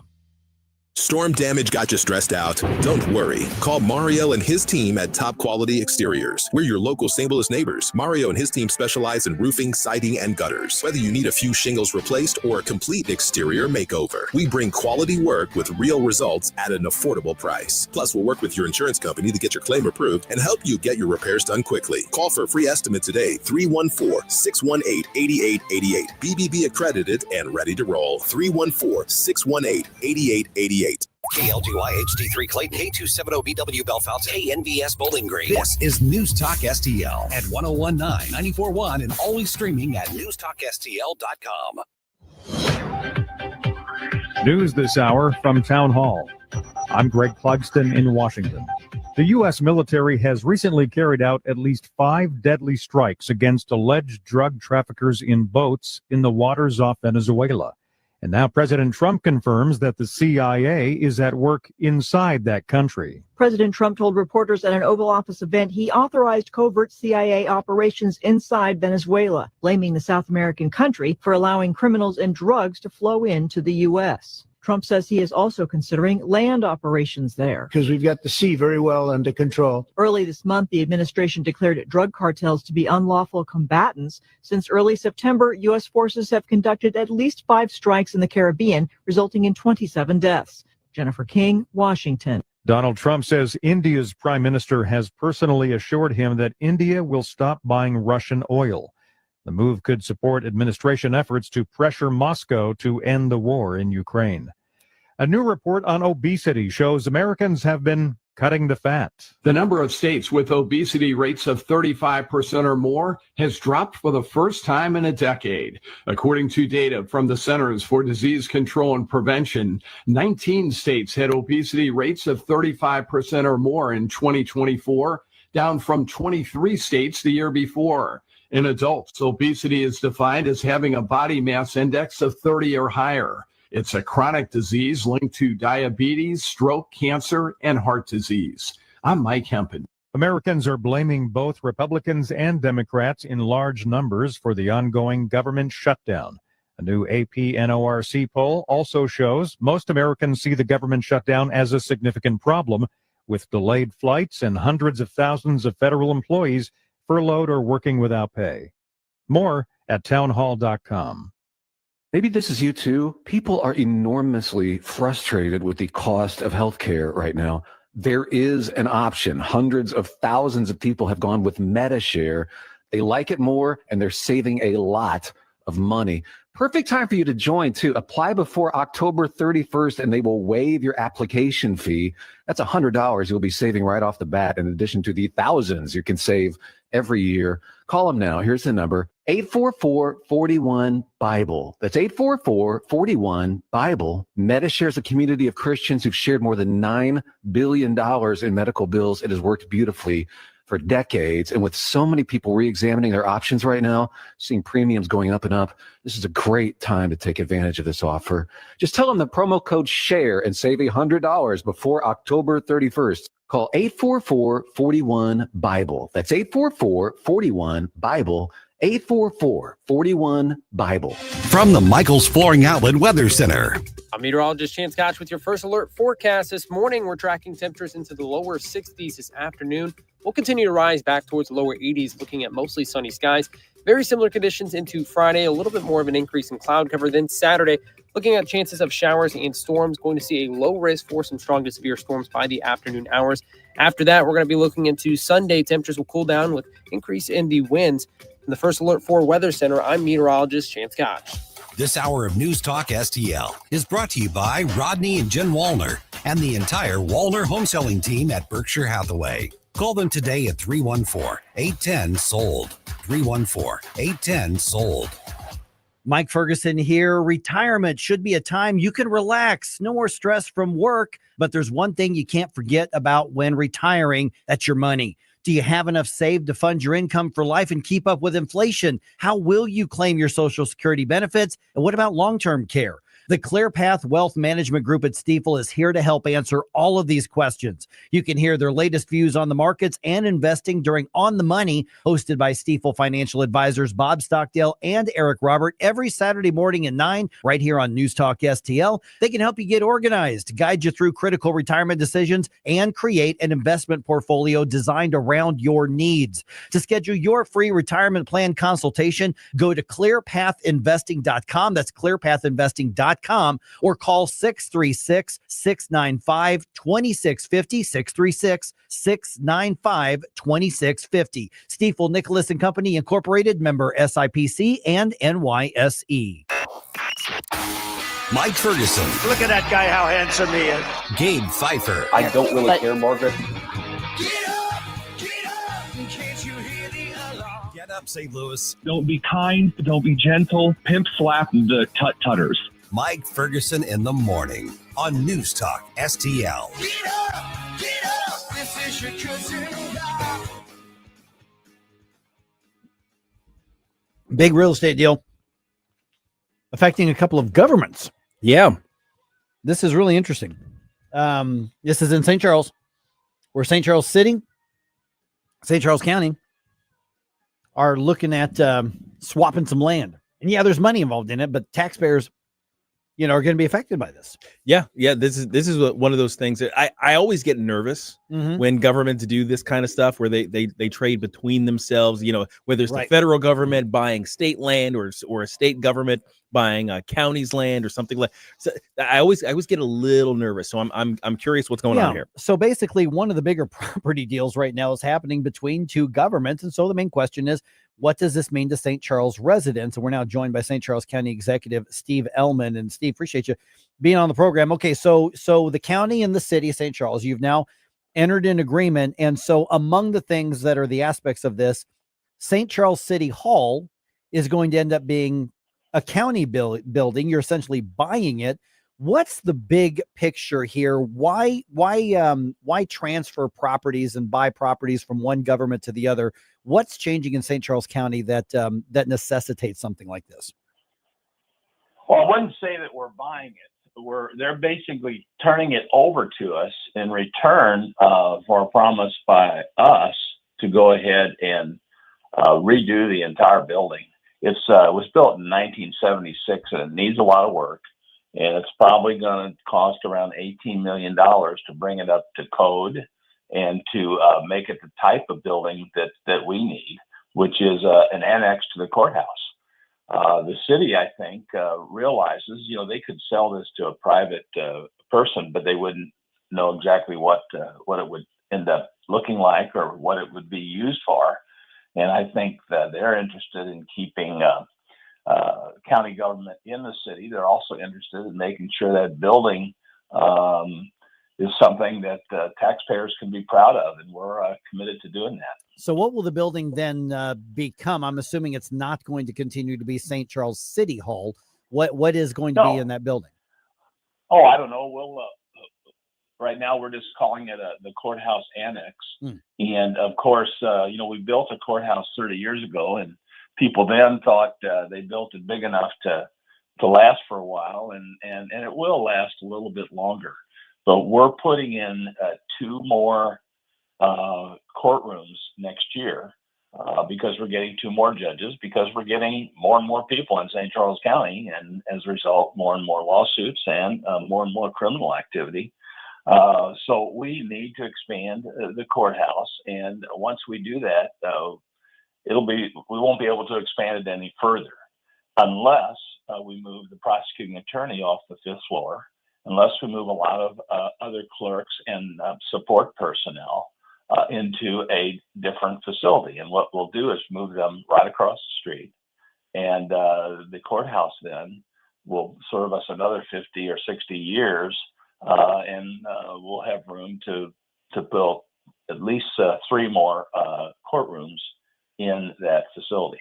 Okay, tell me about the part of the arrangement as well that has to do with road work. And so this is almost sounding like it's almost part of almost like a barter arrangement almost. So what's the county going to be doing for city road work? Yeah, nothing that we already haven't pledged to do.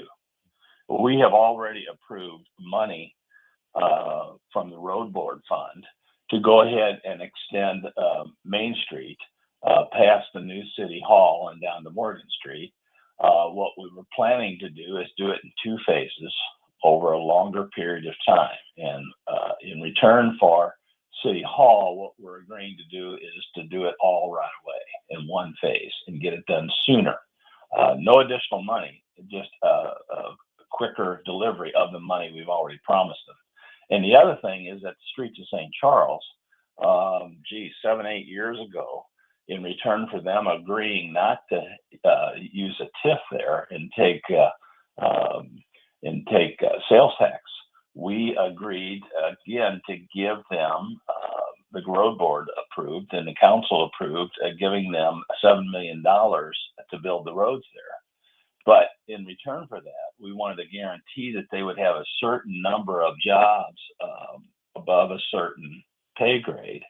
And they were more than willing to do that because they sincerely anticipated they would have some office buildings there, or that above the retail, they would have offices. Well, you know what's happened to the office market since COVID.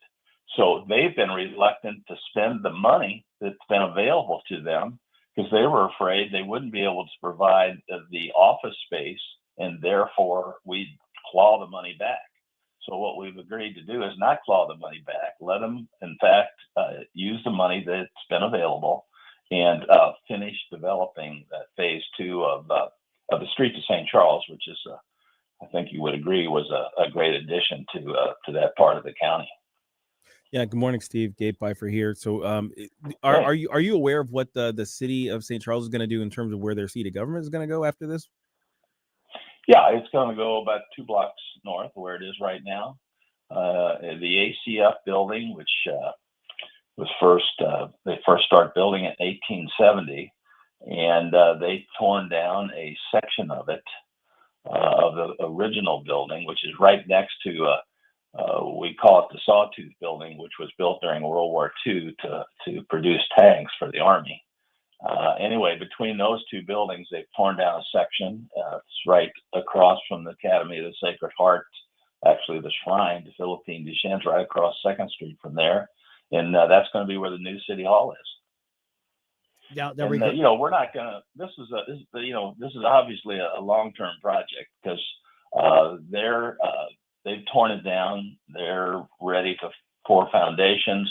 It's going to take probably 18 months for them to get it built, which means we won't be able to start renovating the City Hall for another 18 months. And then it'll take us a while to do that. But that's fine because we've got room in the jail for the expansion coming up next year. It's just the one that we'll need to do 3 or 5 or 7 years after that.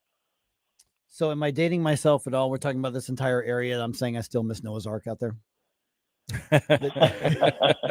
Yeah. That's the first time I tasted clam chowder. And of course, my kids loved the big when they were little, the big, well, they had an elephant out in front, didn't they? Yeah, they did the fiberglass animals. The Republicans would borrow the elephant for a parade and everything, and that's pretty put awesome. it on our float. Oh, that's great. We're visiting with Steve Ehlmann, County Executive of St. Charles County. Just a couple minutes left here, Steve. Thank you for being on the program here. Development, obviously, is the big picture aspect. You just mentioned, additional growth in the county, and that affects, obviously, civil courts and criminal courts and everything that goes along with it. Matter of fact, the Planning and Zoning Commission was kind of deadlocked this week on a proposed development.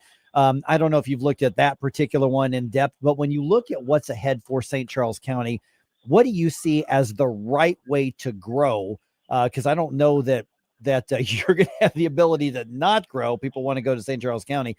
What's the right role of government, and what's the right way to grow in the coming years?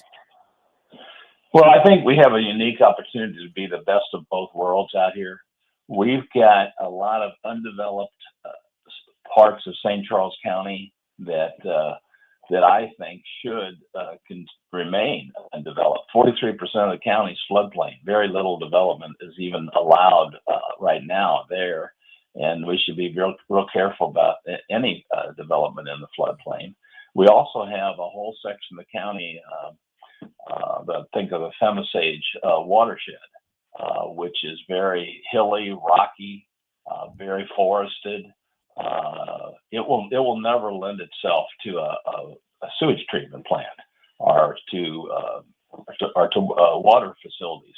So those are areas I think areas should be preserved pretty much as they are now. Now, in the rest of the county, there are small areas here and there very similar to the Femisage watershed, and again, I think we should develop those in a way that will allow us to keep as much of the natural beauty as possible.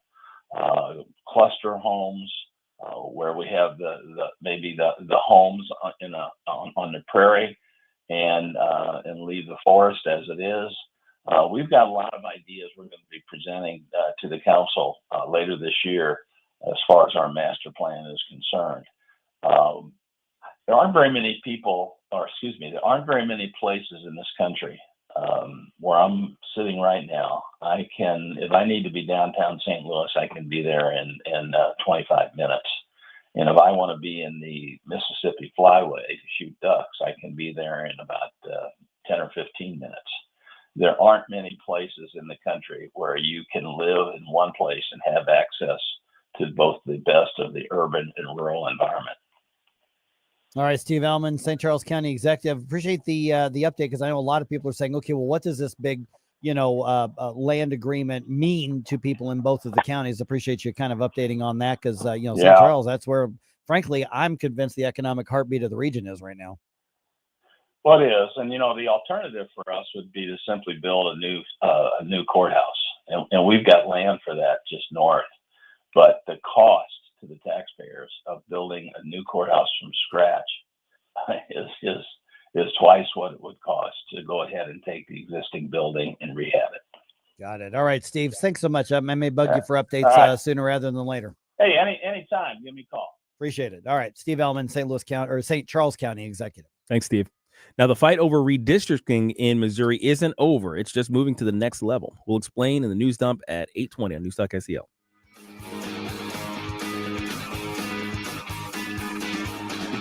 Try to make me stop. Inspiration. Located in the heart of St. Charles, Kevin's Guns is your family-owned destination for all things firearms. Whether you're a collector, hunter, or military enthusiast, we have it or can get it for you. From new to used rifles and handguns in every style and caliber, our friendly and knowledgeable staff is here to help educate you and ensure you make the perfect choice for your needs. Buy, sell, or browse our incredible selection at kevinsguns.net or call 636-493-1195. Kevin's Guns, where gun enthusiasts come home. The Vic Porcelli Show. NPR, guess what? Got the funding, and they're going to close down operations. If they're not going to get federal funding, well, then guess what? There are plenty of radio salespeople out there in the United States who can sell time, big time. You know why they don't sell hire a sales team? Because nobody will buy advertising because they suck so bad. Oh my God. You don't see people. You're so correct. That's it right there. Vic Porcelli, live and local, weekday mornings at 9 on News Talk STL. With all of the celebrations, anniversaries, and holidays coming up over the next few months, where are you going to go to get that special something for the special people in your life? Newsteaders Fine Jewelers, of course. Newsteaders Fine Jewelers, found 24/7 at wowdiamonds.com. Tim Jones here to tell you all about Newsteaders Fine Jewelers. Richard Newsteader and his team serving our region since 1961 with awesome, honest jewelry solutions. They've got everything from diamonds to wedding engagement rings, hand-engraved items, pendants, earrings, and so much more. You can find them 24/7, wowdiamonds.com. That's Newsteaders Fine Jewelers, wowdiamonds.com. Hey there, Chris Cooper here, Serenity Wealth Management. Join us this Sunday right here on News Talk STL for Serenity Wealth Now Radio. This week featuring special guest Clint Overton of the Boardroom Bullpen. We're going to spend a little time talking about an often not talked about aspect of a company's balance sheet, and that is their people. As somebody who appreciates a good conversation with individuals, I'm really looking forward to this show. So tune in right here, News Talk STL, Sunday morning, 9 a.m., or on Serenity Wealth Now social media outlets. Investment advice offered through Fortis Capital Advisors, LLC. I think we should be able to have a civil conversation. The news and talk that matters to St. Louis. This conversation has completely made me crazy. This is complete insanity. News Talk STL.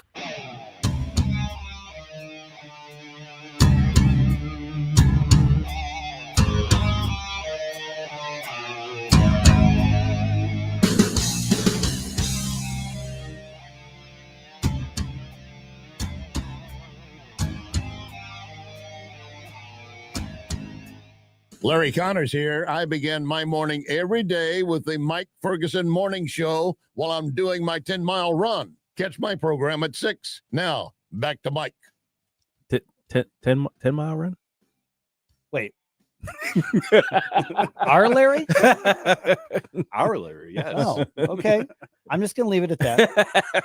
All right. The effort to give Republicans one more seat in the U.S. House now at the center of multiple battlefronts. We're talking politics. We're talking legal. There's going to be a lot of courtroom stuff going on with this. I'll give you the update here.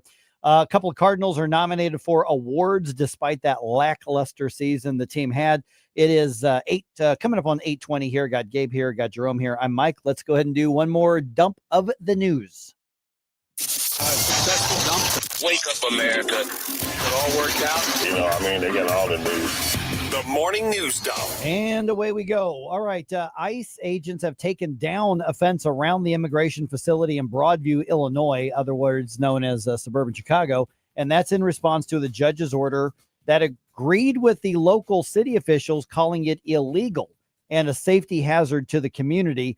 Republicans reacting to that fence, saying the whole point of it was safety. Here's Josh Hawley on Jesse Waters Primetime on Fox. That's really just an open invitation for the left to continue their violence. Let's not forget, they've already mounted assaults at ICE facilities.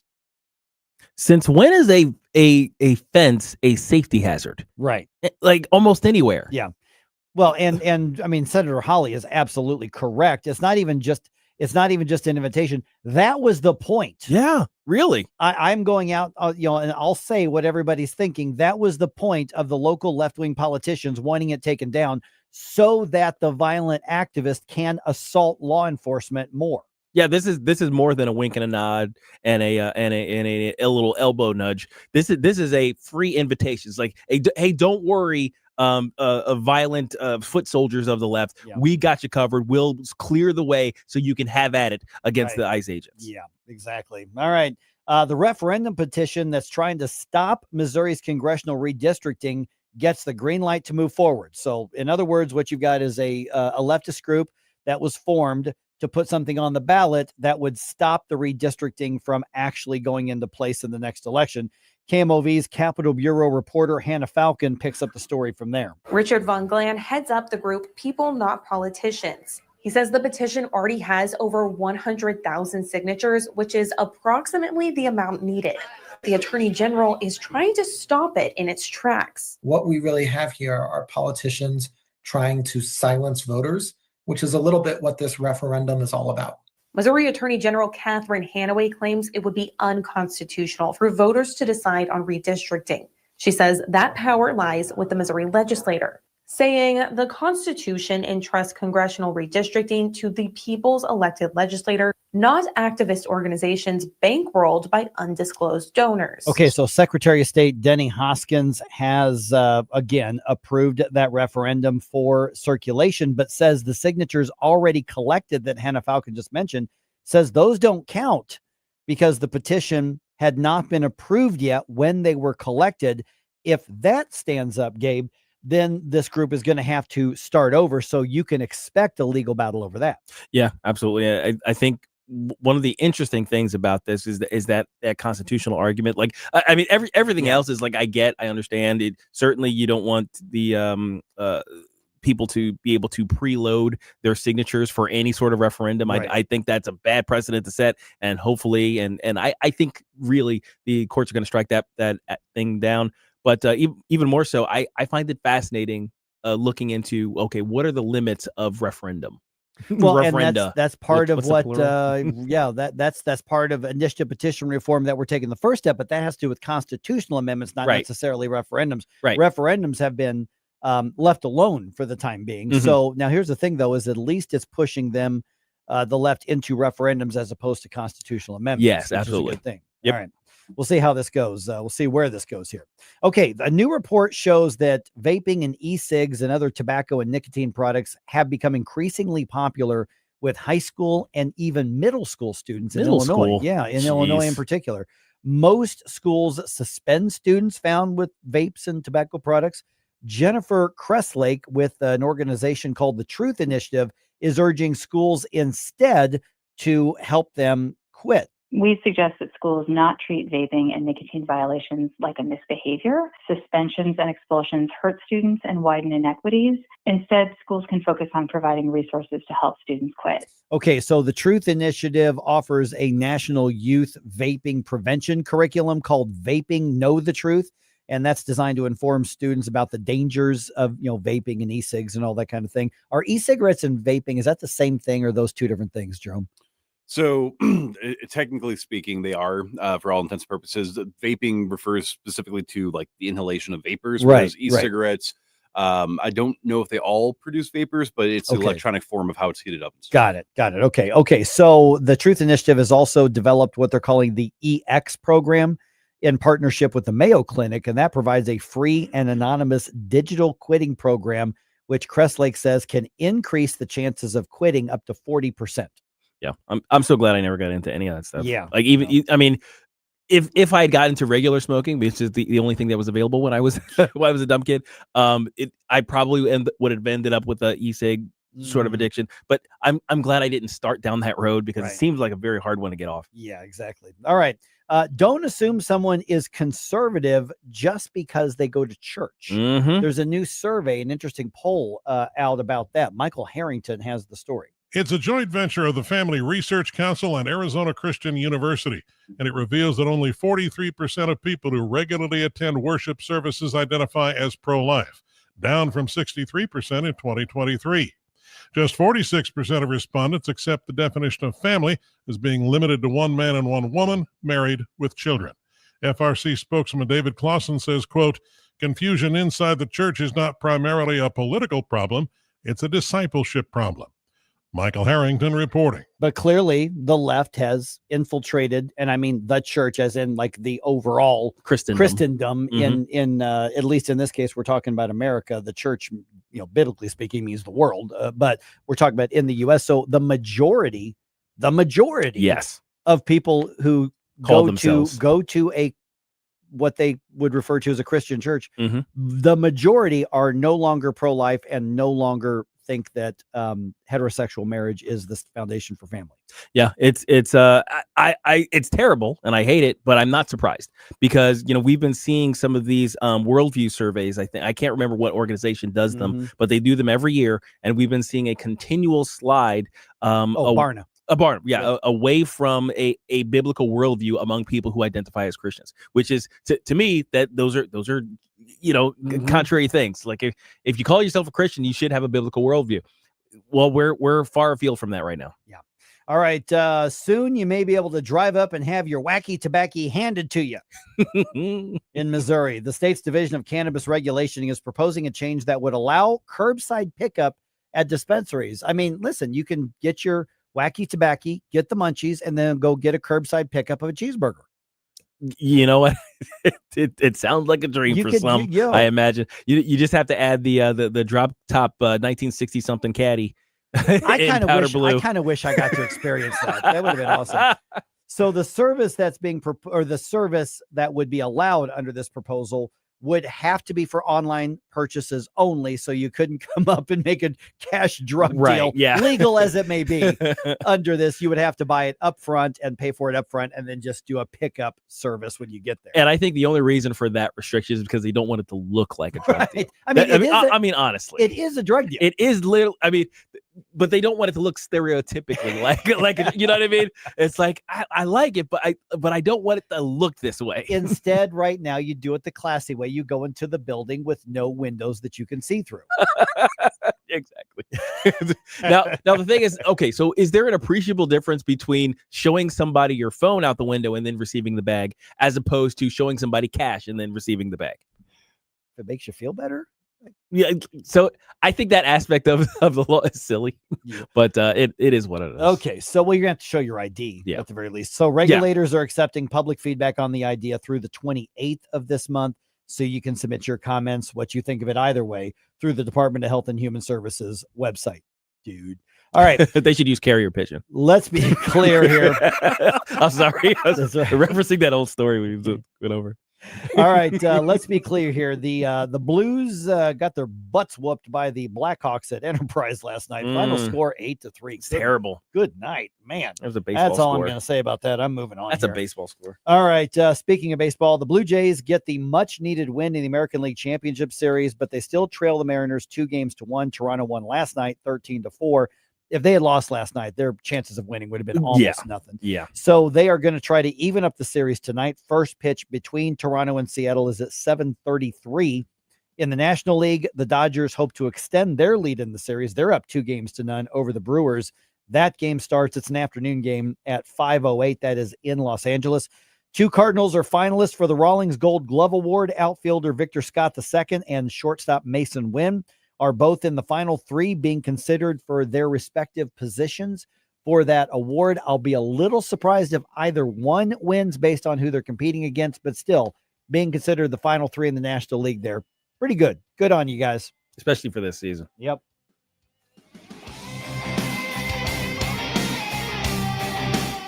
Mike Ferguson in the morning They were drinking water out of the toilet. on NewsTalkSTL.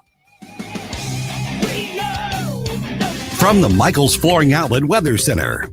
I'm meteorologist Chance Scotch with your first alert forecast this morning. We're tracking temperatures into the lower 60s this afternoon. We'll continue to rise back towards the lower 80s, looking at mostly sunny skies. Very similar conditions into Friday, a little bit more of an increase in cloud cover. Then Saturday, looking at chances of showers and storms, going to see a low risk for some strong to severe storms by the afternoon hours.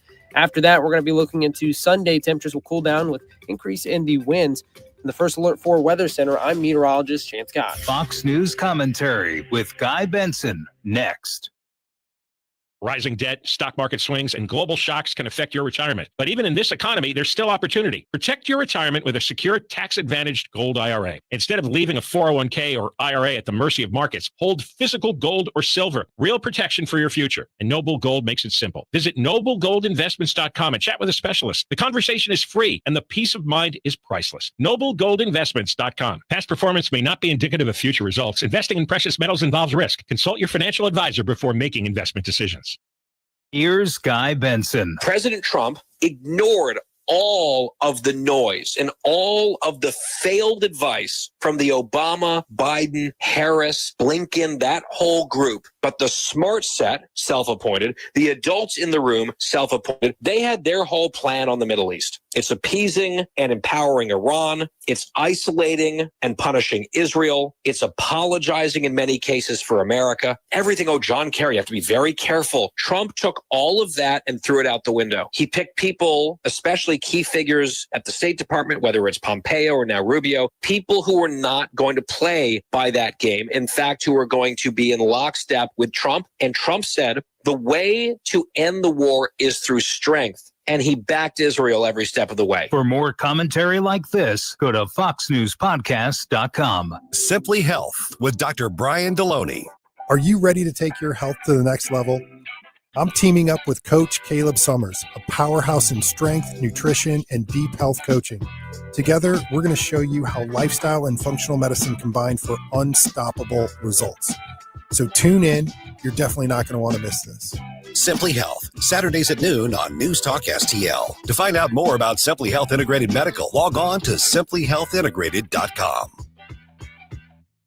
Now, the Free Market Minute, brought to you by the Hammond Institute for Free Enterprise at Lindenwood University. Hey, it's Mike Ferguson from The Morning Show, and I'm here with Dr. Grant Black. And Grant, does having more economic freedom make a difference in people's lives, such as maybe helping reduce poverty? It definitely makes a difference. Economic freedom is critical for fostering well-being and prosperity. It enables people to make their own choices and pursue their own interest, like choosing careers, starting businesses, and innovating to make the world better. It thrives in environments that empower people, promote competition, and protect property rights, all while being supported by limited and healthy government. Economic freedom is a catalyst for generating higher incomes, greater wealth, more opportunities, better access to education, and improved health at all levels of society. It makes a difference. The John W. Hammond Institute for Free Enterprise at Lindenwood University fosters and examines market-oriented approaches to economic and social issues. To learn more, visit hammondinstitute.org.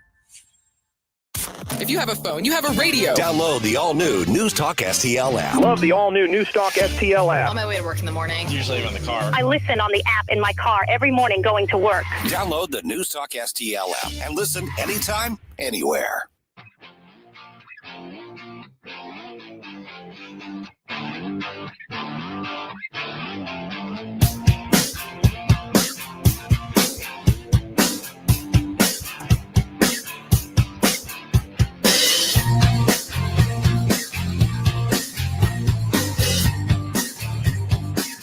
Hey guys, this is Billy Crow here from Jeffco Patriot Radio. Make sure to listen to us this and every Sunday at high noon. Now, back to Mike Loaded Dice Ferguson.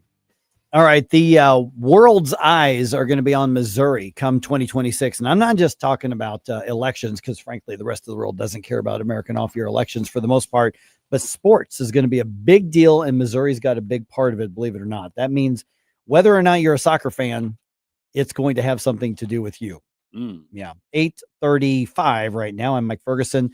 Got producer Jerome here as well, joined by Missouri Lieutenant Governor David Wasinger. And David, I want to start there because a lot of people, I think, don't realize one of the specific duties of the office to which we elected you has to do with tourism in the state. And we're talking about the World Cup going to have a presence in Missouri. And while soccer isn't the most popular thing here in the U.S., it is bigger than the World Cup is bigger than the Olympics worldwide. This is the largest sporting event in the world. What's Missouri's role in that going to be?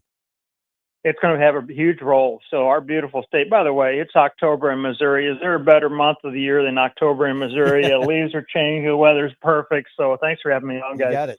Yeah. If you're not a soccer fan, I grew up in Hannibal playing, football, basketball, baseball. I wasn't really a soccer guy. So I've learned a lot about this. As you said, it is the biggest event in the world. And what we're doing is we're going to be host. Kansas City has been awarded 6 games starting on June 16th and running through July 11th. So we know we're getting 6 games. And the people from all over the world will be traveling to Missouri. And they're not just going to stay in Kansas City. They're going to travel throughout the state. One of the biggest requests we're getting is, what is Route 66? They want to get on Route 66, run from Chicago to St. Louis, down to Joplin and tour. So a lot of the bed and breakfasts on Route 66 are already being filled up. And the other thing we're trying to do is, so the teams the matches for Kansas City will be announced on December 5th. So we'll know who's playing in Kansas City. The other thing we're trying to do is both St. Louis and Kansas City have FIFA qualified stadiums. We've got the soccer stadium in St. Louis, and also St. Louis University has a training facility which is FIFA qualified, and Kansas City also has a similar situation. So these teams need to come over for 30 days for a base camp to practice, and then they go fly to their respective games. So we're trying to get a base camp in St. Louis and Kansas City, and if we're successful in doing that, all these fans will come over, hopefully stay at the hotels for 30 days or so in Missouri, and then they'll begin go down Route 66, go to see the games. So there could be hundreds of thousands of people coming to visit the great state of Missouri next year just for the soccer games. And on top of that, Route 66, the 100th anniversary of Route 66 is next year. And then we also have America 250, the 250th anniversary of America is next year. So those three things, the World Cup, largest event in the world, Route 66, the 100th anniversary, and America 250, 250th anniversary of our great country. Where else do you want to be other than the great state of Missouri next year? So this is going to be really, really exciting, and book your hotel rooms early. Okay, so how would you assess the state's readiness for this? Because this isn't something that you go, oh, we got a game coming to town. Let's bring in some. You got to plan for this early on. So from the hospitality perspective, how would you rate how Missouri and the business community is doing? And then obviously there are going to be things like security concerns and infrastructure concerns. How well are we prepared for this? These people have been working on this for 10 years. So you have issues, give you a couple of examples, and I just saw in St. Charles, if we're awarded a base camp, the bars in Europe for the soccer games typically will stay open all night. So there's some cultural issues. There's issues, Europeans do not tip. So when, a waiter they don't tip over in Europe. So there's a lot of nuances, just in terms of cultural issues that we're going to have to address. And some of these may be temporary legislation where the bars are able to stay open until. And on top of that, you have huge security issues. As you mentioned, this is the biggest event in the world, and getting the security ramped up. I think President Trump is all over this. There are 12 people in Kansas City working full-time on this and have been for years. So that's how big an event this is going to be for Missouri. Yeah, and I'm assuming the game is at Arrowhead Stadium. I would think the game's actually going to be competed. Correct. There. Yeah, because they hold. It'll be at Arrowhead Stadium, and there'll be 6 matches played there, and then the actual championship game will be played up in Meadowlands up near New York. Right. So, but from June 16th through July 11th, we know we're going to have some games in Kansas City. So I would anticipate getting a whole lot of folks from throughout the globe visiting our great state of Missouri during that time frame. So for those of us who just live here, what are we likely to notice, or what's likely to change for us? Well, if we get a base camp, for example, in St. Louis, it would take the Germans. We've got a great German heritage in Missouri. So you got Bayer, which is a German company. You've got Herman, Missouri, where you run along the Missouri River. We've got so let's assume we have we're lucky enough to be awarded the German team for a base camp. For 30 days, the team would, practice in downtown St. Louis. All the fans from throughout, particularly from Germany, would be coming over. So you would see a lot of Germans, running around, spending their tax dollar or spending their money and bolstering our economy. They would probably get in a car, want to drive down to Herman, see the German heritage. So do you take a team like that? You're talking about millions and millions of dollars in tourism revenue. Okay, we're visiting with Lieutenant Governor David Wasinger right now, and we are less than 2 months from the next legislative session. Good night. You're that close. When you look at the things that need to get past the finish line, there were some really good things that were proposed. Some of them got passed, some of them didn't quite make it. What would you hope would be the priorities of the Republican caucus and the Republican Party in 2026? I mean, what should those conversations look like right now? It's going to be a tough budget year. We need to get these tax structure in Missouri, situated, both income tax, but the biggest complaint we've gotten, probably our office has received one of the biggest complaints over the last 2 or 3 months, and this would include my own complaint, is real estate property taxes. I've just gone through the roof, these assessments. It's statewide.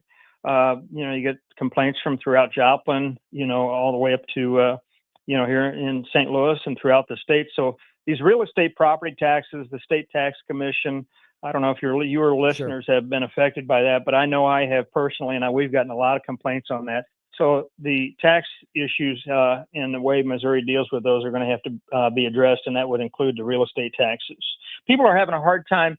You end up leasing your house to the government. You end up paying your mortgage off, and I'm the official advocate for seniors in Missouri.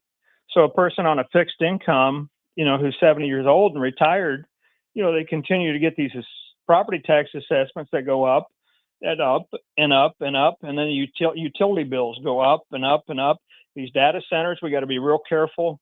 That the seniors and other folks in Missouri are not going to be bearing the bulk cost of these huge data centers that are being proposed.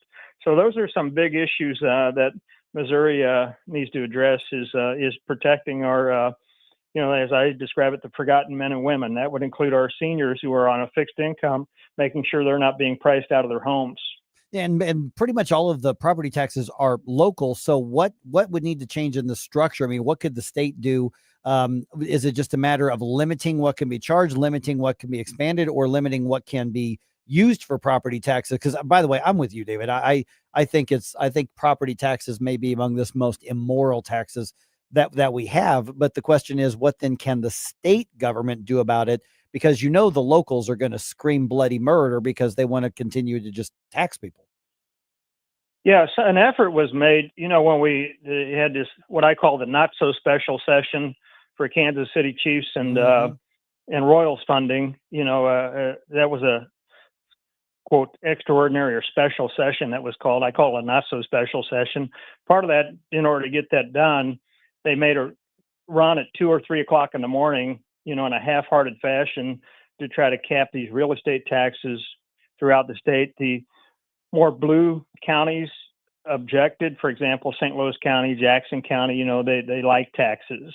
So it was a very half-hearted effort done a typical Missouri legislature trying to do something in a totally dysfunctional fashion at 2 o'clock in the morning, which probably is not going to survive some court challenges. So that it can be done on the state level if we would get our act together over in the state legislature, particularly the state Senate.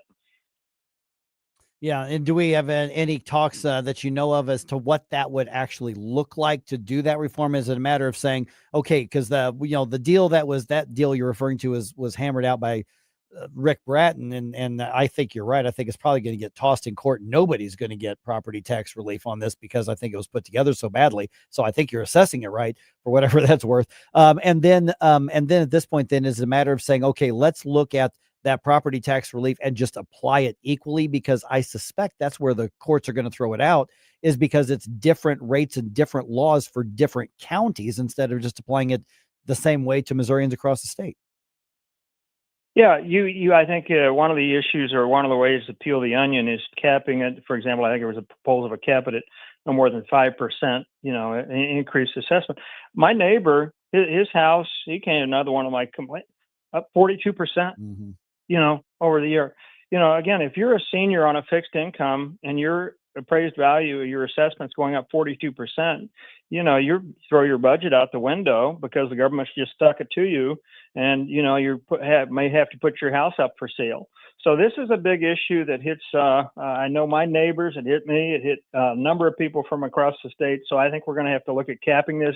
The state tax commission. There are a lot of issues with the way it's being run and handled. So it is not to get too far in the weeds. I think there is something that can be done on the statewide level to rein these real estate taxes in, together with personal property taxes. When you go buy a computer, do you have to pay personal property tax on that computer for the rest of the duration of the computer? You have to do that with your cars. It's a disincentive. I've got a 2015 Ford F-150 truck that I'm reluctant to go buy another truck because I got to be stuck with these personal property taxes. You're paying. So it's a disincentive having these owners' personal property taxes on assessed to these vehicles. All right, Lieutenant Governor David Wasinger, appreciate you checking in. A lot of people don't realize how big this is going to be with the World Cup, just because we're a baseball town here and Kansas City is a football town there, and they just don't realize how massive this is going to be. So appreciate the preview on that, David. Yeah, absolutely. Soccer, America 250, and we got the Route 66 100th anniversary. So we're going to have some great things happening in the state of Missouri next year. All right. We'll talk to you again soon, Lieutenant Governor David Wasinger. All right. Enjoy our pretty month of October. It's a beautiful time to be in Missouri. All right. Thanks a lot, David. All right. 314-912-1019. Yeah, my most of my family now lives in New Hampshire. So I'm getting pictures of the leaves up there. Oh, it's pretty spectacular. I'm not trying to complain. I'm just saying it should not be 85 degrees in October. I was going to say, with the weather that we're having, and we've had because we had the drought and everything. So we're going to get the beautiful leaves, I think, for about 47 seconds, and then they're just going to fall off. But when they are, that drive on I-70, especially crossing the Missouri River and the bluffs, when the leaves are, man, that's as gorgeous as any place in Colorado.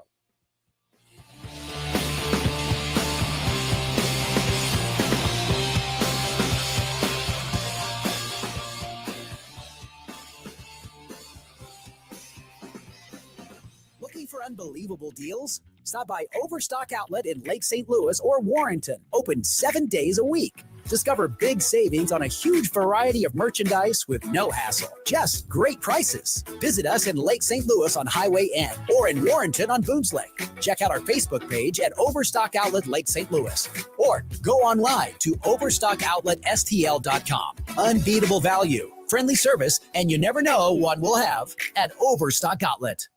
I'm Dr. TJ, owner of the Institute of Natural Health, co-owner of Optimal Nutraceuticals, and the host of Wellness One. Wellness One is designed to cut through the nonsense and provide you common sense science-based information regarding health and wellness. On the show, we discuss topics like thyroid health, gut health, hormone optimization, and many others. Our show airs Saturdays at 10 a.m. and 2 p.m. and Sundays at 11 a.m. and 3 p.m. right here on NewsTalkSTL. And you can visit us at inhstl.com. That's inhstl.com.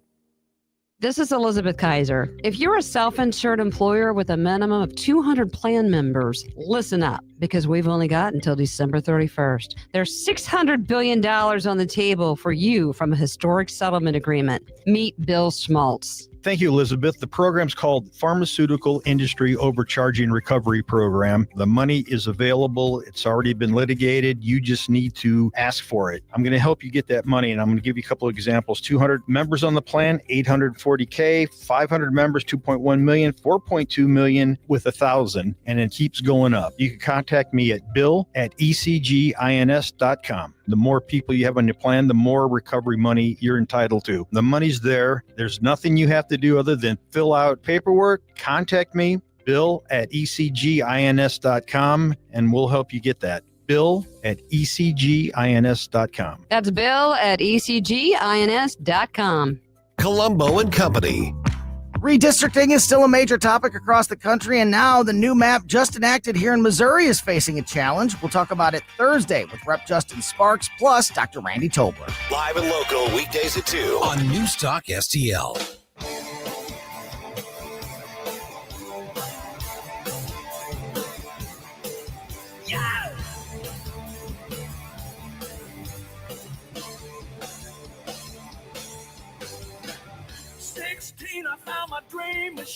Hi, it's Vic Porcelli. And Ken. Hi, Ken. Hey, Vic.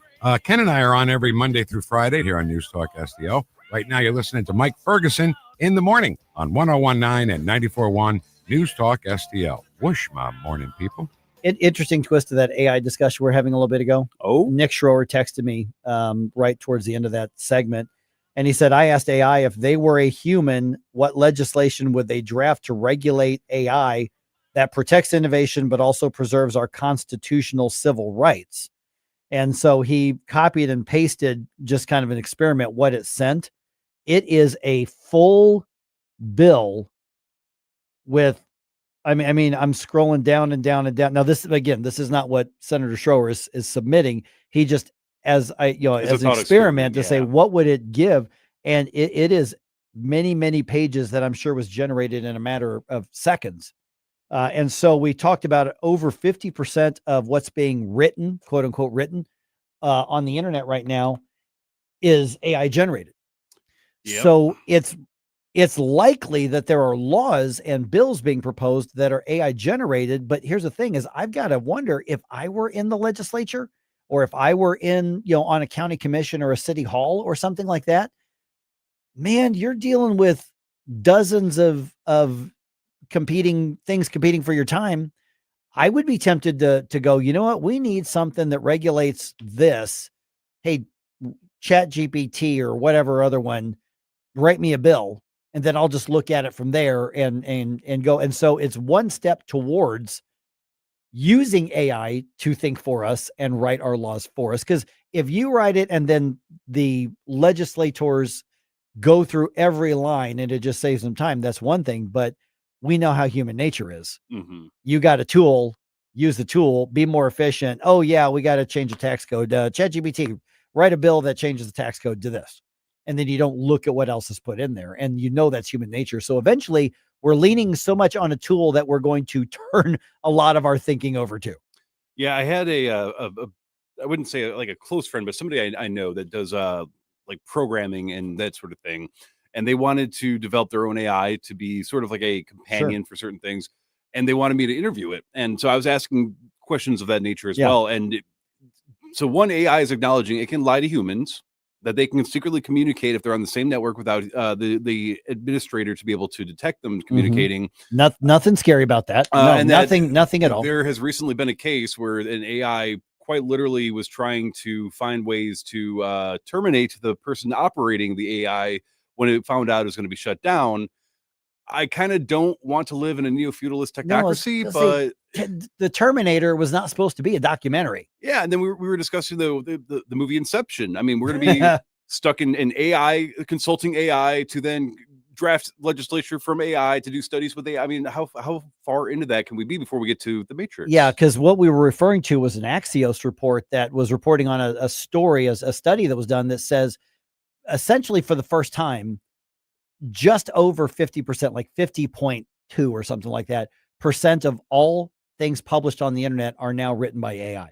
So over half of and it's expected within the next 2 to 3 years, 90% of what you see on the internet, by the way, that includes social media, is going to be written by AI. You're starting to see AI incorporated into everything. For instance, I use Word, old-fashioned Word, to write up our news scripts. And I just type them out like I've been doing since, the late 80s.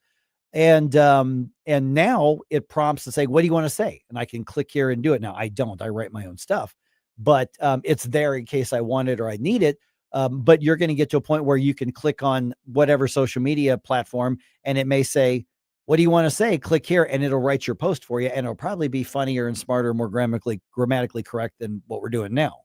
Yeah, I did a part-time work with a up-and-coming business, and they have an online blog that's kind of popular, and that's all that they use. They had AI, they came up with a fake author for it, and then basically they were consulting real studies and real data and stuff like that that's already there, and reincorporating it in as if it was like this profound, thoughtful person, but it was completely just like I can't remember if it was ChatGPT or Grok or whatever, but that's what is. And there's nothing wrong with these tools. I'm not saying get off my lawn. These things are bad. We need to keep it the way it's always been. I don't believe in that, but my worry is about the people who are saying, please do my thinking for me.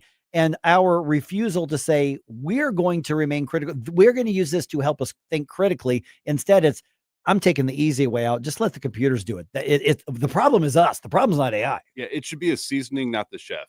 Yes. That's a great way to put it. And that's what's so concerning is because we've already seen with bots, for however many years since the internet has probably existed, there have been bots, these fake accounts that go out there and people think are real. But whenever you are online and you need customer support now, it's an AI agent that's trying to help you. And half the time it's useful and half the time it's useless. Yeah. But the rate at which the stuff advances, and now that it's complex enough that it could probably do a very comprehensive interpretation of the Constitution, of existing laws. But is it going to have that human element enough to actually draft something with the average human life at being impacted? Or is this going to say, well, based on all the data I have, this would be the greatest summation or averaging of all the things in a way that based on my parameters? Yeah. And all of that's going to have to do with what we decide to do. So your kids, your grandkids, focus on humanities education. Yes, you need tech education. Yes, you need the basics, but they need to be exposed to things like the classics. They need to be exposed to to, the good literature. I mean, listen, as soon as they're capable of comprehending, go grab stuff like Russell Kirk and go grab stuff like, Thomas Sowell and go grab, Bastiat and go, we need to, Adam Smith. I mean, and so these are the things that need to be the grounding and not just let AI shape them when AI is going to be shaped by people who want to dictate the outcome of society. Kathleen says, pull the plug, and I'm inclined to agree. I don't have an argument against that. I just don't, but it's here. It's going to be used somehow. I'm sure I'll be using it more, as the show and the station grow, but I'm never going to let it be what creates stuff. I'll create something and use it to make it better. But that's not the way most media is going these days, especially the national, especially the corporate media. They're not doing it that way.